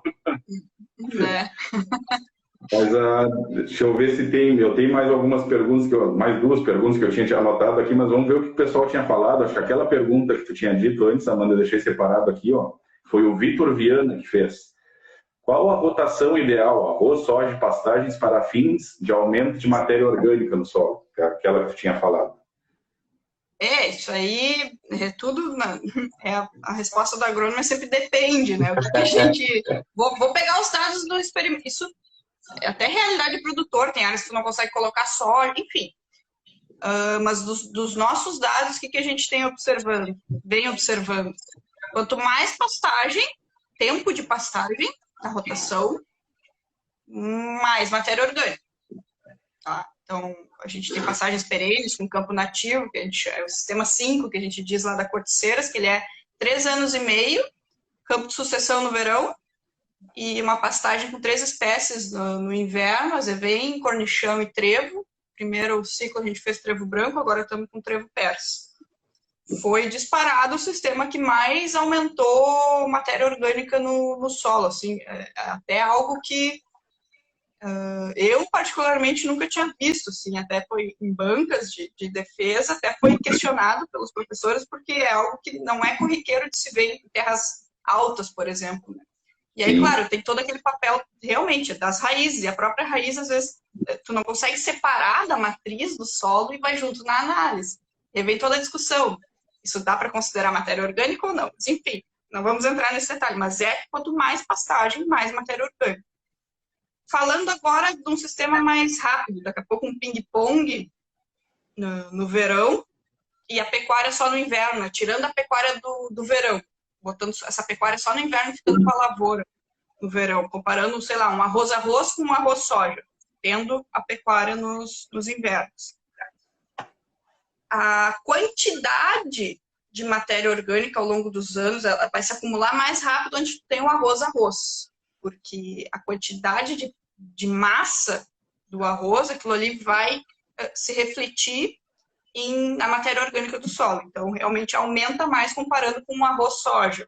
Tá? Só que a qualidade, a funcionalidade dessa matéria orgânica é maior no arroz soja do que no arroz. Inclusive, da gente encontrando resultados aí falando de adubação de sistema, né, de tirar todo o nitrogênio, todo o fósforo, todo o potássio da lavoura de arroz e colocar na pastagem, a gente consegue reduzir esse nitrogênio no arroz para algo como, no sistema arroz-soja, 50 quilos de nitrogênio por hectare, com patamares produtivos aí acima de 10, 11 toneladas, enquanto no sistema arroz segue muito dependente de colocar esse nitrogênio na lavoura e não poder jogar ele na pastagem, porque a palha do arroz, ela tem uma qualidade muito baixa. Quando eu falo qualidade, geralmente eu estou falando de relação CN, né? É muito carbono para pouco nitrogênio. Então, para dar o ciclo desse nitrogênio que vem da matéria orgânica, que é um dos motivos também que a gente quer aumentar a matéria orgânica, né? É ter um maior estoque de nitrogênio no sistema, para poder também, aos poucos, diminuir a nossa dose de adubação, ou aquela ideia de adubar uma vez no ano, mas aproveitar isso tanto na pecuária quanto na lavoura, né, que é aumentar a eficiência do adubo. Então, tem essa questão aí. Às vezes não é só também que a gente tem que pensar só na quantidade, mas qual é a funcionalidade. Por que aumentar? E daqui a pouco também não é só pensar naquele número alto de aumentar, mas talvez um número mais baixo, mas com mais qualidade, é melhor. Mas a gente não tem nenhum dado de análise do solo para inferir sobre qualidade de matéria orgânica, né? Esse que é um dos problemas, assim. Mas dos resultados que a gente vem observando é mais ou menos por aí. O resumo da ópera, o segredo é não ter um solo descoberto no inverno. Nós temos que ter pasto. Pelo menos no período do inverno. Se puder ter no inverno e no verão também, para fazer uma rotação dentro do sistema depois, tanto melhor.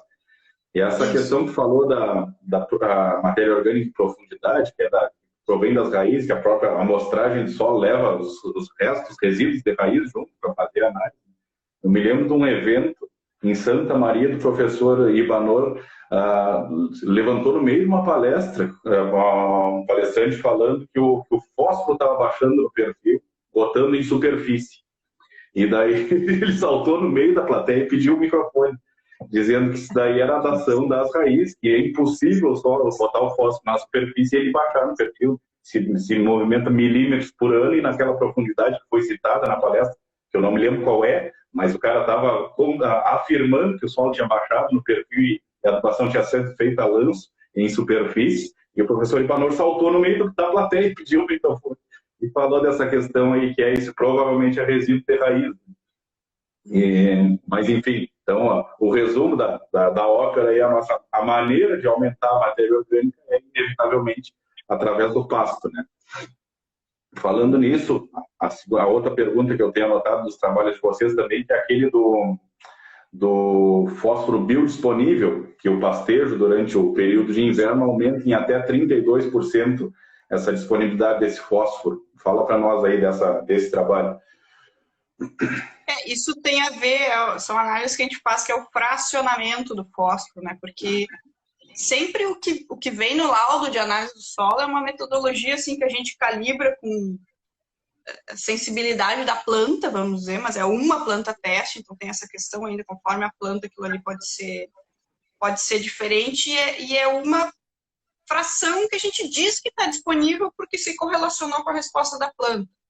Mas quando a gente faz essas análises de fracionamento, a gente consegue investigar melhor o que é orgânico, o que é inorgânico, que na análise geral, que vai para os laboratórios, não tem esse tipo de coisa. O que vem na análise de solo que a gente manda para o laboratório é basicamente um fósforo inorgânico, né? E nesse trabalho foi avaliado justamente também as formas orgânicas de fósforo, que em manejo conservacionista, e principalmente quando a gente tem a pecuária, passam a ser muito importantes. Por quê? Porque elas não ficam suscetíveis ao processo de adsorção específico que o fósforo inorgânico, né, o fosfato, no caso, H2PO4, um ânion, fica suscetível. Mas isso principalmente a maior importância para solos vermelhos, né, de coxilha, que tem os óxidos de ferro, que é quem fazem essa adsorção. Então, quando esse fósforo ele fica circulando na forma orgânica, isso não acontece. Mas, claro, ele precisa também passar por um processo de mineralização para ser absorvido pela planta. Isso é basicamente também fruto de pastagem bem manejada, as raízes, que a gente já comentou, né, porque tem a questão dos micro-organismos, enfim, e o próprio esterco. Porque boa parte do fósforo que o animal absorve, ingere, vamos dizer assim, ele retorna via esterco. Acaba deixando mais em superfície, ele fica mais acessível para a lavoura, para a cultura que vem na sequência, no caso. E novamente volta a questão da importância da biologia do solo justamente para fazer o papel de mineralizador, no caso, né? Estava falando agora da forma orgânica do nutriente, mas ele só é absorvido pela planta quando é mineralizado. Então, a atividade biológica do solo, de novo, volta a ser o tema central do motivo da gente revitalizar a vida do solo, aí, ter mais solo, para ter mais pasto, para ter mais grão. Essa questão, a gente cada vez que vai estudando, entendendo um pouco mais da interação da atividade pecuária, das forrageiras dentro do sistema, dá vontade da gente inverter a expressão e chamar a integração pecuária-lavoura, né? Porque a pecuária acaba favorecendo mais a lavoura do que a gente acha, né? A gente acha que é o contrário, mas o benefício, óbvio que as duas se beneficiam, mas o benefício que a lavoura traz para a pecuária é muito mais operacional, que geralmente a capacidade operacional da lavoura é infinitamente maior que da pecuária. Quando a gente integra as atividades, a gente ganha eficiência em todas, mas no caso da pastagem, a lavoura entrega uma alta eficiência operacional e no caso inverso, é uma alta eficiência biológica, para que a lavoura se aproveite melhor da questão da interação em si. Eu vou pegar algumas perguntas que estavam aqui, Amanda, eu acho que tem bastante, até para a gente interagir um pouco com o chat aqui, que já são 9h24, daqui a pouco já fecha mais uma hora de conversa e só eu te fiz pergunta, a gente abriu para uma pergunta só do pessoal do chat aqui. Vamos ver o que tem mais aqui. Boa noite. Vocês têm encontrado algum tipo de nematóide nas lavouras de soja que vocês acompanham? Pergunto pelo fato que a importância da rotação e integração para a viabilidade das áreas com este problema. Simão Mota. Acho que não é muito a tua área de atuação. Tu tem algum relato sobre isso? Das nossas áreas, dos experimentos, não. Aí, contigo, nas propriedades, como é que é? Essa é uma temática, essa questão dos nematóides é uma temática crescente, mais recente, no caso, o pessoal tem estudado. Esta safra, especificamente para os nossos experimentos de soja, fechei, inclusive, alguns protocolos com umas empresas que estão trazendo alguns produtos biológicos para controle de nematóide, para ser usado no TS, né?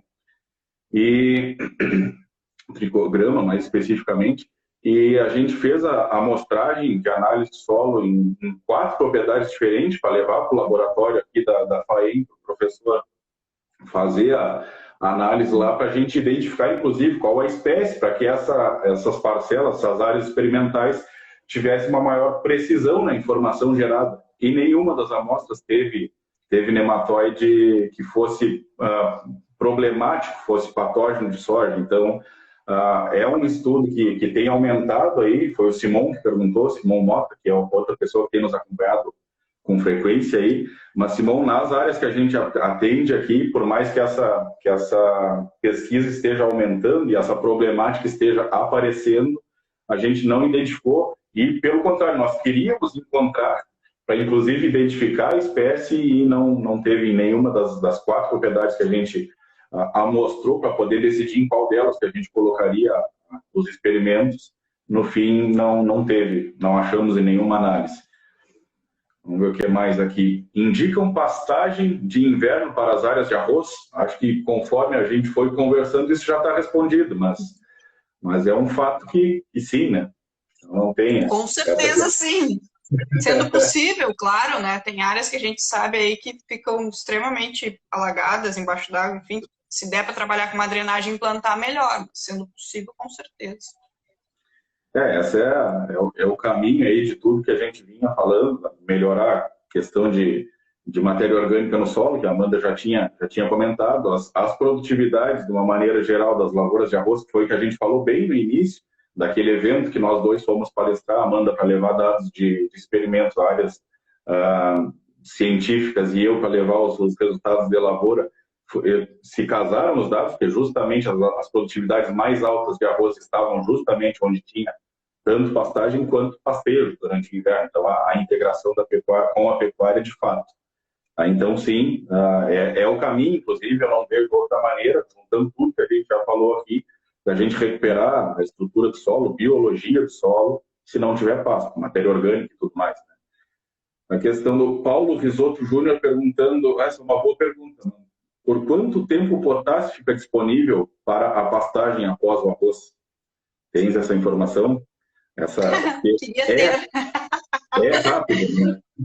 É que depende de chuva, depende da mineralogia do solo. Na verdade, são essas duas coisas que vão ser determinantes, porque o potássio ele é lavado do tecido vegetal, né? No momento que ele está solto, né? Ele não faz parte de nenhuma estrutura dentro da planta. Então, no momento que a planta começa a entrar em senescência, ele, com a chuva, já bate e já carrega ele. Eu não lembro para quem que eu falava isso esses dias e a pessoa ficou impressionada. Tchê, mas eu não sabia que era tanto assim. Eu digo, não precisa nem a gente ter colhido ainda. A planta seneceu. Exato. Qualquer chuva que der já está lavando o potássio da palha. Exato. E às vezes até quando a planta está, por exemplo, enchendo grão, assim, isso que tu falou do professor Ibanor, ele ficou do fósforo ainda, né? Ele ficou tão indignado que ele conduziu durante 21 anos o experimento com adubação a lance na linha do fósforo e realmente 21 anos aplicando a lance esse fósforo não desceu.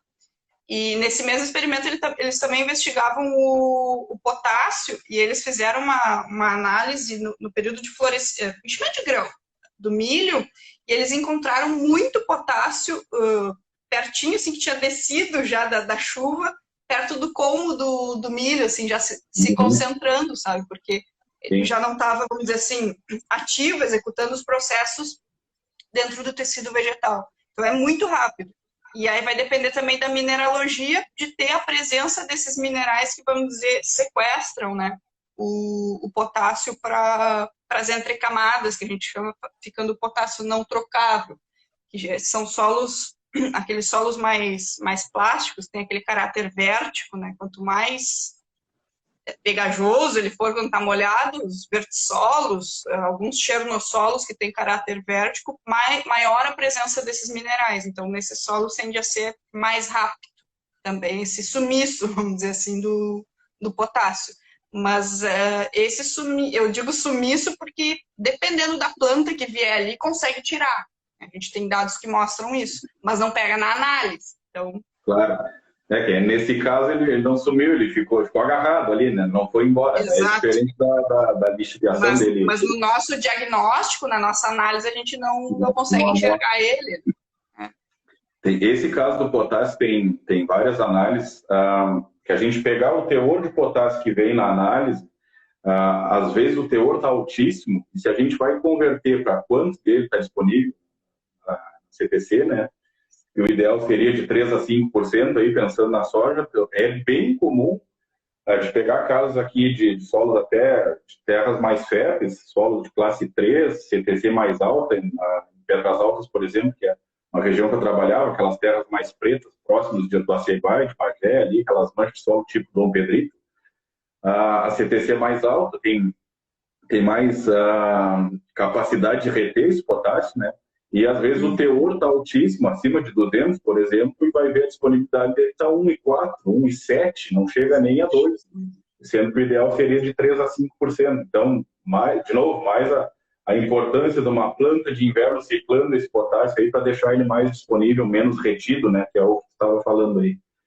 Mas, Paula, essa questão do potássio em si, no caso do arroz, como a Amanda estava falando, a própria chuva já vai lavando ele, mas lembrando também que o que fica na palha ali, do nível de uma produtividade de 10 toneladas, ou em torno de 230 quilos, isso se equivale a uma aplicação de 400 quilos de cloreto de potássio, né? Então, por mais que dê uma lavada, se a gente tiver uma cobertura de inverno, boa parte desse potássio, então dá tempo de aproveitar e de manter ele no sistema ali. O objetivo, o ideal é que a gente tenha uma cobertura de inverno, uma planta cultivada para capturar, para evitar que se percam esses nutrientes dos restos culturais o quanto antes. No arroz é mais difícil, na soja a gente consegue fazer a tal da semeadura de avião antes da caída da folha. Dá para fazer no arroz também, já teve caso da gente fazer semeadura de azevém em área de arroz antes de colher o arroz, que nem se faz na soja, só que não é todos os anos, é mais nojento, vamos chamar assim, de fazer esse manejo no arroz, porque depende muito da condição do que São Pedro vai nos apresentar durante a colheita. A gente fez um ano, deu muito certo, No ano seguinte, a gente tentou fazer, pegou um período de colheita muito chuvoso, temperatura um pouco mais baixa, e custou, aquela pastagem saiu debaixo da palha depois, mas custou, e a relação CN também, que a Amanda já tinha falado, imobiliza muito o nitrogênio quando está decompondo a palha do arroz, e se nós não adubar essa pastagem meio seco, vai demorar mais um tanto ainda para essa forrageira sair debaixo da palha, do meio da palha, e conseguir desenvolver. Vamos ver o que mais tem. Antes ali, Fabrício, só sobre o calcário, se o movimento no perfil é do calcário ou do cálcio, na verdade é dos dois, né? A gente fala que o calcário ele tem a descida física e a descida química. A descida física é o que vai mexer no pH. Por isso que nos dados que a gente fala de descida, geralmente a descida que mexe no pH é até uma profundidade menor. Mas a descida da saturação por bases, que daí é a descida química, é até uma profundidade maior. Então, a gente está falando dos dois, mas a descida física, que é do calcário, nos dados que a gente tem, não chegou a 20 centímetros, mas a descida química, que é dos produtos da dissolução do calcário, então depois que ele se dissolve, isso descer, é essa que vai até 40, 60 centímetros. Tá? Então, depende aí, na verdade é os dois, mas um é menos e um é mais. Aproveitando o que nós estávamos falando do nitrogênio da soja, ali, que é insuficiente, né? Tem uma pergunta do Fausto aqui, comentando que fez análise de solo e de folha nessa safra, em várias áreas de várzea, e todas as áreas mostraram baixo nitrogênio foliar nas áreas de soja.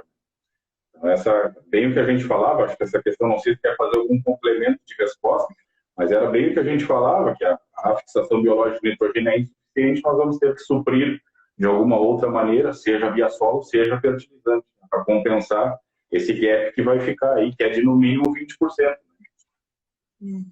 Então pode ser isso que esteja faltando. O ideal é suprir isso numa, por exemplo, integração lavoura-pecuária, de novo falando, né, numa pastagem de inverno bem adubada.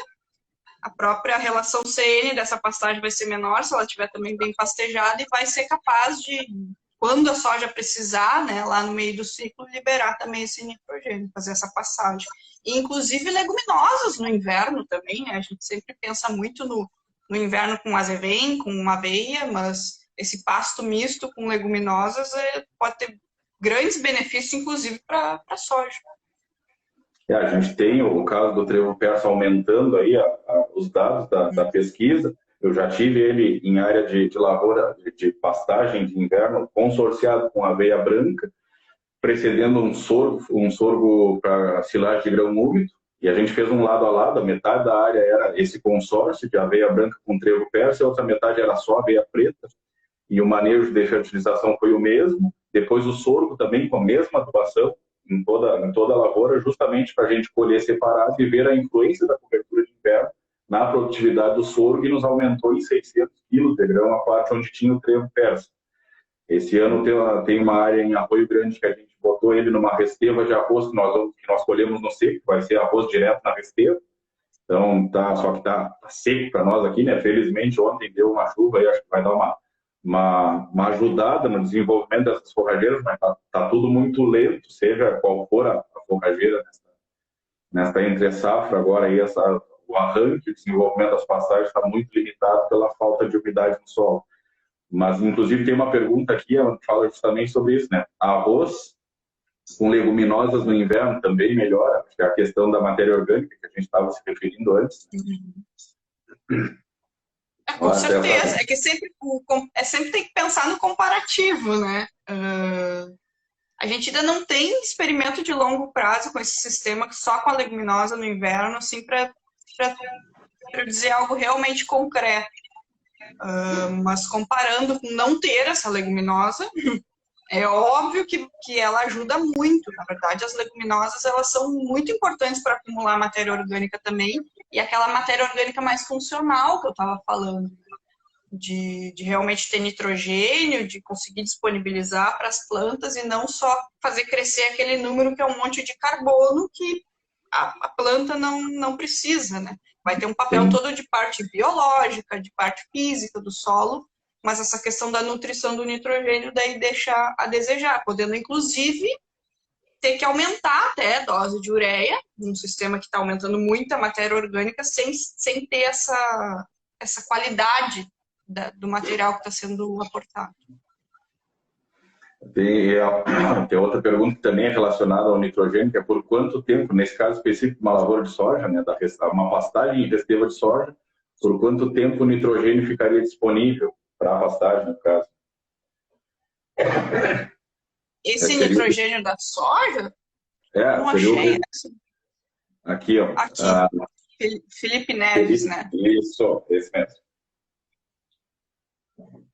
E daí, pois é. Não, isso, na verdade, assim, disponível... ele vai estar ali. O nitrogênio ele é menos problemático de perda que o potássio, se a gente for fazer a comparação pela quantidade, né, que volta. Agora, quanto tempo, né? Vai depender de muita coisa também. Depende se esse nitrogênio ficar na forma amoniacal, que é mais fácil de ficar retido na CTC, ou se ele nitrificar.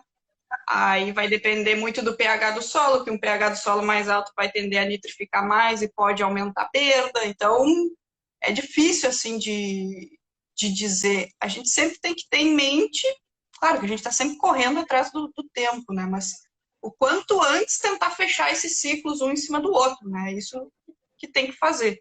Que daí, com certeza, vai estar diminuindo o máximo possível dessas perdas. O trabalho, essa pergunta tem relação direta com aquela informação que eu passei do estudo do IRGA aí em cima da atividade da urease. Então, pelo trabalho do IRGA, eles fizeram tanto em resteva de arroz quanto em resteva de soja, e da terceira para a quarta semana é o pico, independente de qual cultura, só a curva começa a cair um pouco antes numa em relação à outra. Agora não me lembro em qual das duas, mas enfim, ela tem um pico da terceira para a quarta semana, a atividade dessa enzima, e depois ela despenca. Então, pela lógica, seria esse o período máximo aí que a gente teria que conseguir estabelecer uma cultura na fase hibernal aí para a gente aproveitar o máximo que desse, né? Então, o segredo é o antes, né? O antecipa. Na dúvida, antecipa.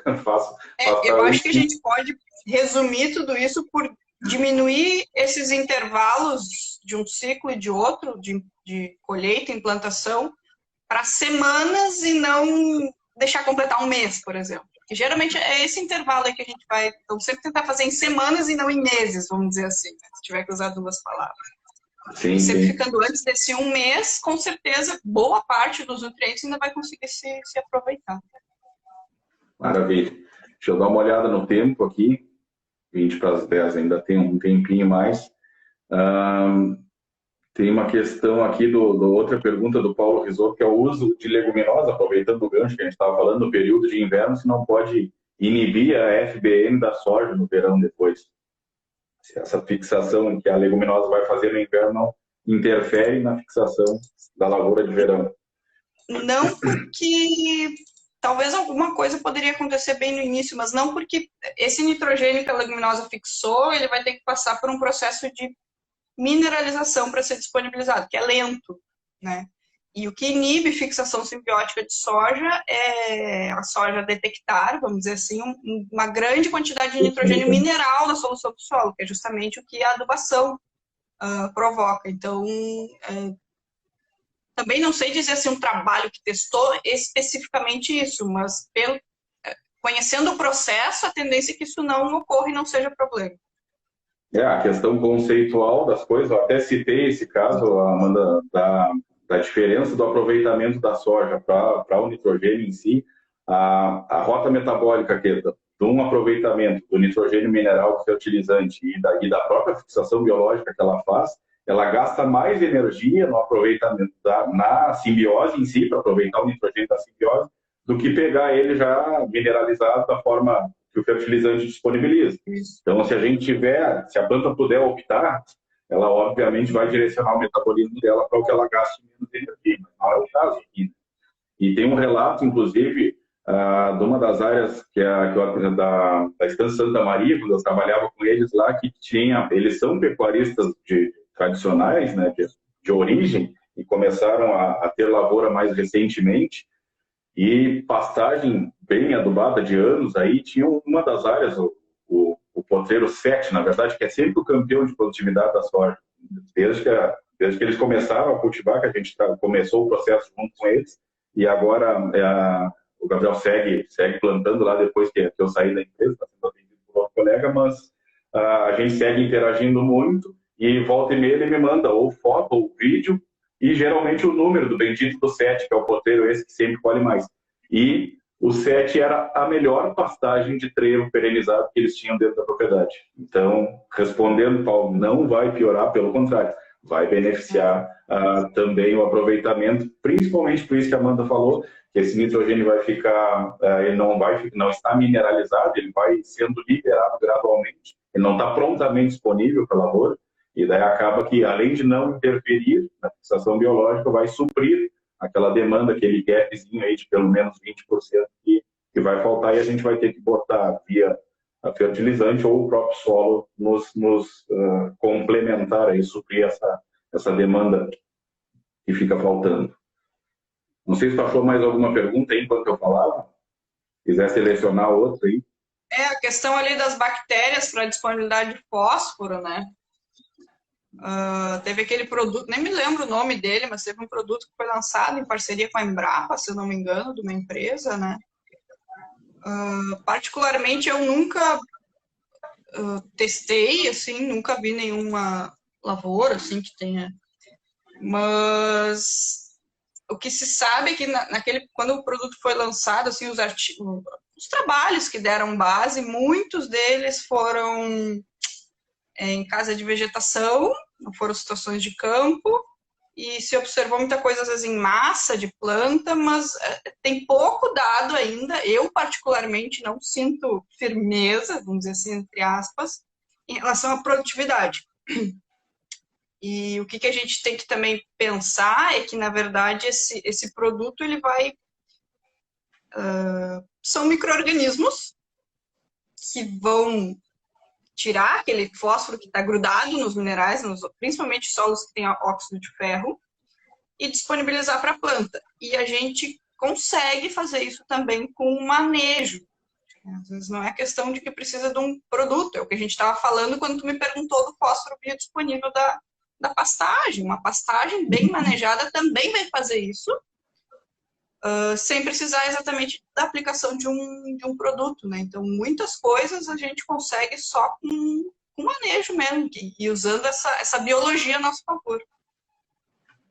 O caminho é esse daí, a gente consegue fazer liberar através do próprio manejo aí desse conceito do sistema. A gente tem que, pegando o gancho do Dirceu Gassin, que é muito, muito boa a expressão que ele usava, que a gente vive uma agricultura de insumos, o professor Ivanor fala bastante disso também, né?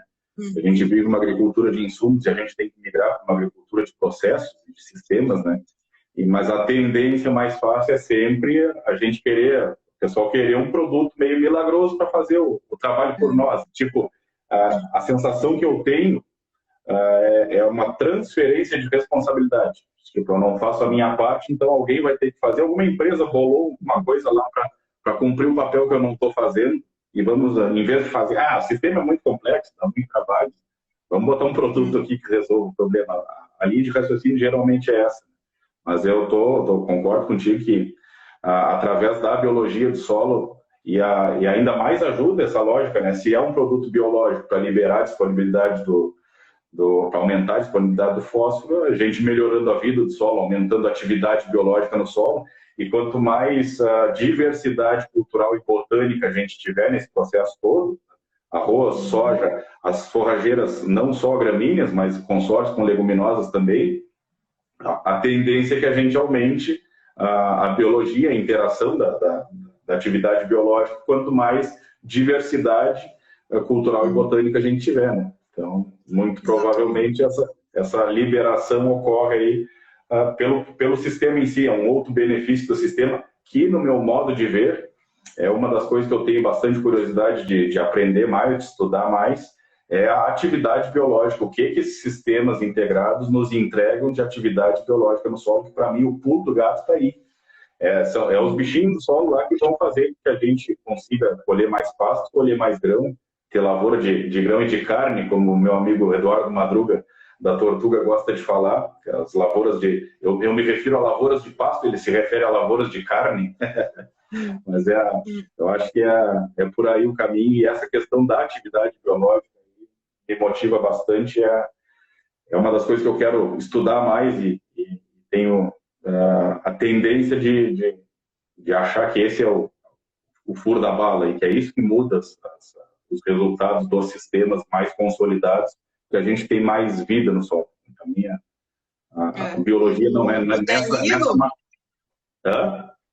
O Danilo Santana, da Embrapa, inclusive naquela palestra que deu origem ao tema também da nossa live, ele disse para mim que, na verdade, a gente fica pensando em forrajamento, em forragem para os animais, para a pecuária, mas a gente tem que se preocupar também com esse forrajamento para os micro-organismos do solo. Na verdade, isso da gente sempre ter planta ali, a gente está sempre dando comida para eles, né? Para eles nos ajudarem nesse processo de manter os nutrientes ciclando, né? Então, a gente também tem que manejar micro-organismos do solo. Claro, claro. O resumo da ópera é que são os bichos que nos ajudam, sejam os que estão embaixo, sejam os que estão em cima. O que eu tinha um outro comentário para fazer enquanto a gente estava falando agora e me perdi o fio da meada. Tem mais alguma pergunta que tenha selecionado aí, não? Eu acho que falaram ali da questão econômica, acho que teria que entrar muito de como avalia, né? De repente, se quiser depois falar comigo, até ver os materiais de como a gente avaliou essa questão econômica, da eficiência econômica, né? Tem várias maneiras de fazer isso, acho que não vale a pena entrar agora nesse detalhe, que é um mundo à parte. Deixa eu ver. Agora ali mandaram, está aparecendo para mim sobre ácidos úmicos e fúlvicos, mas ácidos úmicos e fúlvicos são produtos da decomposição de qualquer material que está no solo, então é a mesma coisa, né? Tu ter planta ali se decompondo vai gerar ácido úmico e ácido fúlvico. Então não é, de novo, é a mesma coisa que a gente falou do biomafose ali, que até o Paulo lembrou do nome do produto. A gente com manejo faz isso. Então não é algo que às vezes que tem que entrar de fora, né? Pode ser produtos interessantes numa situação específica, mas o que eu quero dizer é que a gente tem total capacidade de, através do manejo, e aí também uma frase do Dirceu, né, a dose de conhecimento que a gente aplica por hectare, né, chegar nos mesmos resultados do que a aplicação de um produto desses. Maravilha. Até essa questão, fazendo um complemento aí dos ácidos úmicos e fúlvicos, isso tem relação direta até com o volume de palha que a gente vai deixar, no nosso caso das áreas de várzea que são mais úmidas, e pensando no arroz que vai ter a lâmina d'água, dependendo da quantidade de biomassa que a gente for deixar ali, pode inclusive liberar demais e se tornar tóxico. Então a gente tem que ter um cuidado também com esse volume de palha que vai ficar precedendo a cultura do arroz, principalmente que tem a lâmina d'água, vai ficar em anaerobiose ali e vai começar a fermentar essa palha. E pode não vai liberar ácidos úmicos e fúlvicos, que dependendo da quantidade são benéficos, mas o que muda, a diferença do remédio e do veneno é a dose. Então, se for muita presença desses ácidos, pode se tornar tóxico. Então, é uma questão também da gente cuidar, volume de palha. Mas está bem, Amanda. É mais uma razão para a gente ter esse pastejo no inverno, né? Que faz justamente com que essa cobertura ele não seja tão grande. É mais fácil também a própria operação da semeadura, pode ser um problema, né? Também com toneladas de palha na superfície. Como a gente já falou, a gente não perde o benefício das raízes, né? Porque a produção pastejada ela é contínua, né? E a proporção de raiz que vai ficar é relacionada com o total de produção de parte aérea que foi produzida durante o ciclo. Só que a gente não vê porque o gado já deu conta de catalisar essa ciclagem para nós e nos devolver em forma de esterco, né? Então, beleza. Acho que vamos fazer mais uma aqui, a questão do nitrogênio que é requerido para a decomposição do carbono da palhada, volta a ser disponível para a planta ou é perdido? Uma ótima pergunta para a gente encerrar. A tendência num bom sistema ele volta, ele cumpre aquele papel funcional, né, da decomposição, e aí tu tem essa imobilização temporária do nitrogênio e depois ele volta. Na verdade, a curva que descreve isso é bem aquela curva de ecologia de populações, né? Cresce a população dos micro-organismos, que eles vão estar usando aquele carbono como energia, e eles precisam também no metabolismo deles do nitrogênio, então vão estar imobilizando, que a gente chama, que na verdade eles vão estar utilizando isso, como qualquer ser vivo, né? Micro-organismos. E aí chega em tal ponto que começa a faltar comida, basicamente, que eles consumiram muito. E aí eles começam a morrer, e aí quando eles começam a morrer, é quando começa a liberar o nitrogênio para a planta, que é a fase, então, de mineralização. Então, e aí a importância de ter uma planta ali para, obviamente, absorver esse nitrogênio. Que vem de encontro com o que estava falando da urease ali também, é exatamente aquilo ali. Show de bola. Tem uma pergunta aí, se alguma bibliografia tu indica para a questão de biologia do solo? Então, a Primavera, ele até perguntou, ela é uma expoente, né? Ainda mais para o tempo dela, para a época dela, mas os conceitos hoje, se a gente for ver em ciência do solo, eles já evoluíram muito, assim, cientificamente falando, do que a gente encontra na bibliografia da Primavera. Eu digo que ela era uma agrônoma, cientista do solo quase romântica, assim, tu vai ler o livro, chega a ser bonito, né, o que tá escrito ali. Agora, uma mais recente, assim, que trata especificamente sobre biologia do solo, em português,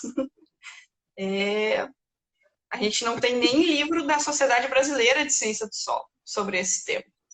A gente está agora, eu sou vice-diretora do Núcleo Regional Sul da Sociedade Brasileira de Ciência do Solo, e a gente está elaborando uma série de livros didáticos, a intenção a baixo custo, e no máximo R$30 é para custar cada livro, e é para entrar também um livro sobre biologia, então esperamos que em breve, focado para sul do Brasil, em breve vamos ter uma bibliografia aí, porque o resto que eu teria seria tudo em inglês, aí tem muita coisa, né?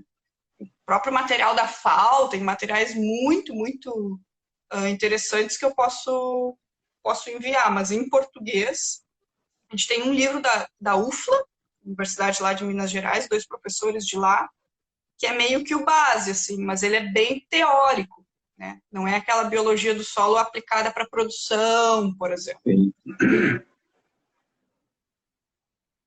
Olha, ele disse que pode ser em inglês. Aí procurar por materiais, os materiais da FAO, tem muitos livros, PDF, assim, que fala vários sobre solo e muito sobre essa parte da biologia do solo. Dá para dar uma procurada. Inclusive, agora nesse período de quarentena, tem uma editora que está com vários PDFs de livros muito bons de ciência do solo, tudo aberto, a Springer. Também quem quiser. Hoje mesmo eu estava compartilhando nos grupos de WhatsApp ali o link. Posso enviar. Livros caríssimos, assim, custa, sei lá, $200, está tudo aberto. Maravilha. Então, até a Amanda, agora, para a gente encerrar, antes que o Instagram nos interrompa de novo, né? Foi legal aí que a conversa se estendeu. A gente tem feito as últimas lives todas, aí tem passado de 1 hora. Felizmente, a interação a cada dia aí tem aumentado, nos deixa bastante satisfeitos a presença do pessoal e, geralmente, uma constância na turma que entra no chat aí e permanece firme conosco até o final. Tá? Então, eu queria te agradecer a presença, a disponibilidade, a troca de informações e experiências e conhecimentos. Obviamente, sobra muito assunto para a gente falar ainda, né? Isso que é o melhor de tudo. A gente falou e falamos muito pouco todo. Tem muita água para rolar por baixo dessa ponte aí. Mas te agradeço a disponibilidade aí e a gentileza de vir aqui dividir os teus conhecimentos conosco. E essas questões aí que o pessoal pediu, indicação e tudo mais, os próprios trabalhos de vocês que tem os PDFs, né? Eu vou te pedir que tu me encaminhe pelo WhatsApp, que eu vou disponibilizar. O pessoal, tem várias pessoas que interagem direto com a gente, seja no direct do Instagram, seja pelo meu WhatsApp, algumas pessoas que têm um pouco mais de intimidade comigo, mas a gente criou um canal no Telegram, que o objetivo é justamente esse. A gente já tem 230 pessoas no grupo ali, O link desse canal está na biografia aí da Pedra Amor e no meu perfil privado também, é só clicar ali que direciona direto para o grupo lá. Que o objetivo é justamente a gente entregar, disponibilizar por lá esse tipo de material complementar, né, das coisas que a gente vem abordando nas lives e de coisas que eu já vinha fazendo antes. Eu criei esse grupo antes das lives, na verdade.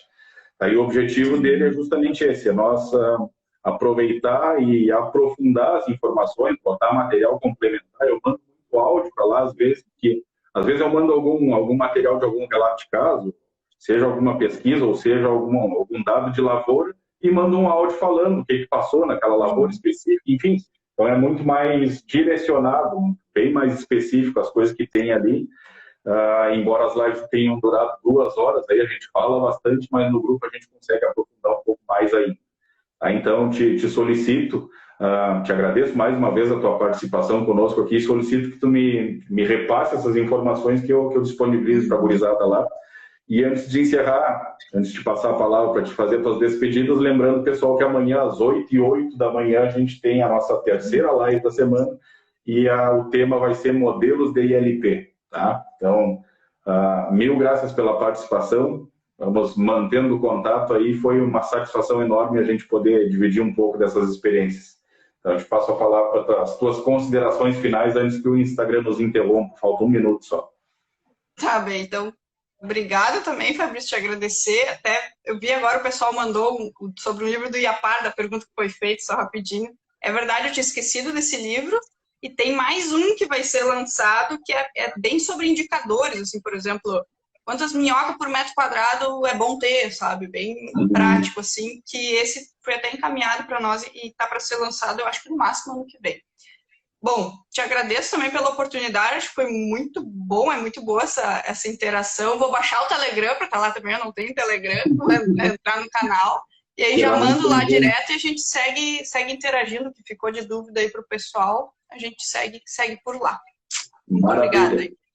Feito, valeu. Então, pessoal, mais uma vez, muito obrigado pela presença de todos. Faltam 30 segundos para a gente encerrar a live aqui. Conto com vocês amanhã. Amanhã de manhã eu sei que é um pouco mais difícil, o horário mais do cedo aí, mas é o horário que eu tenho disponível amanhã. E durante a semana, na quinta, André Andres, da Embrapa, e na sexta-feira eu volto com os tipos de preparo, temas que foram escolhidos por vocês, as lives de quinta e de sexta às 20 horas, tá bem? Forte abraço e até a próxima.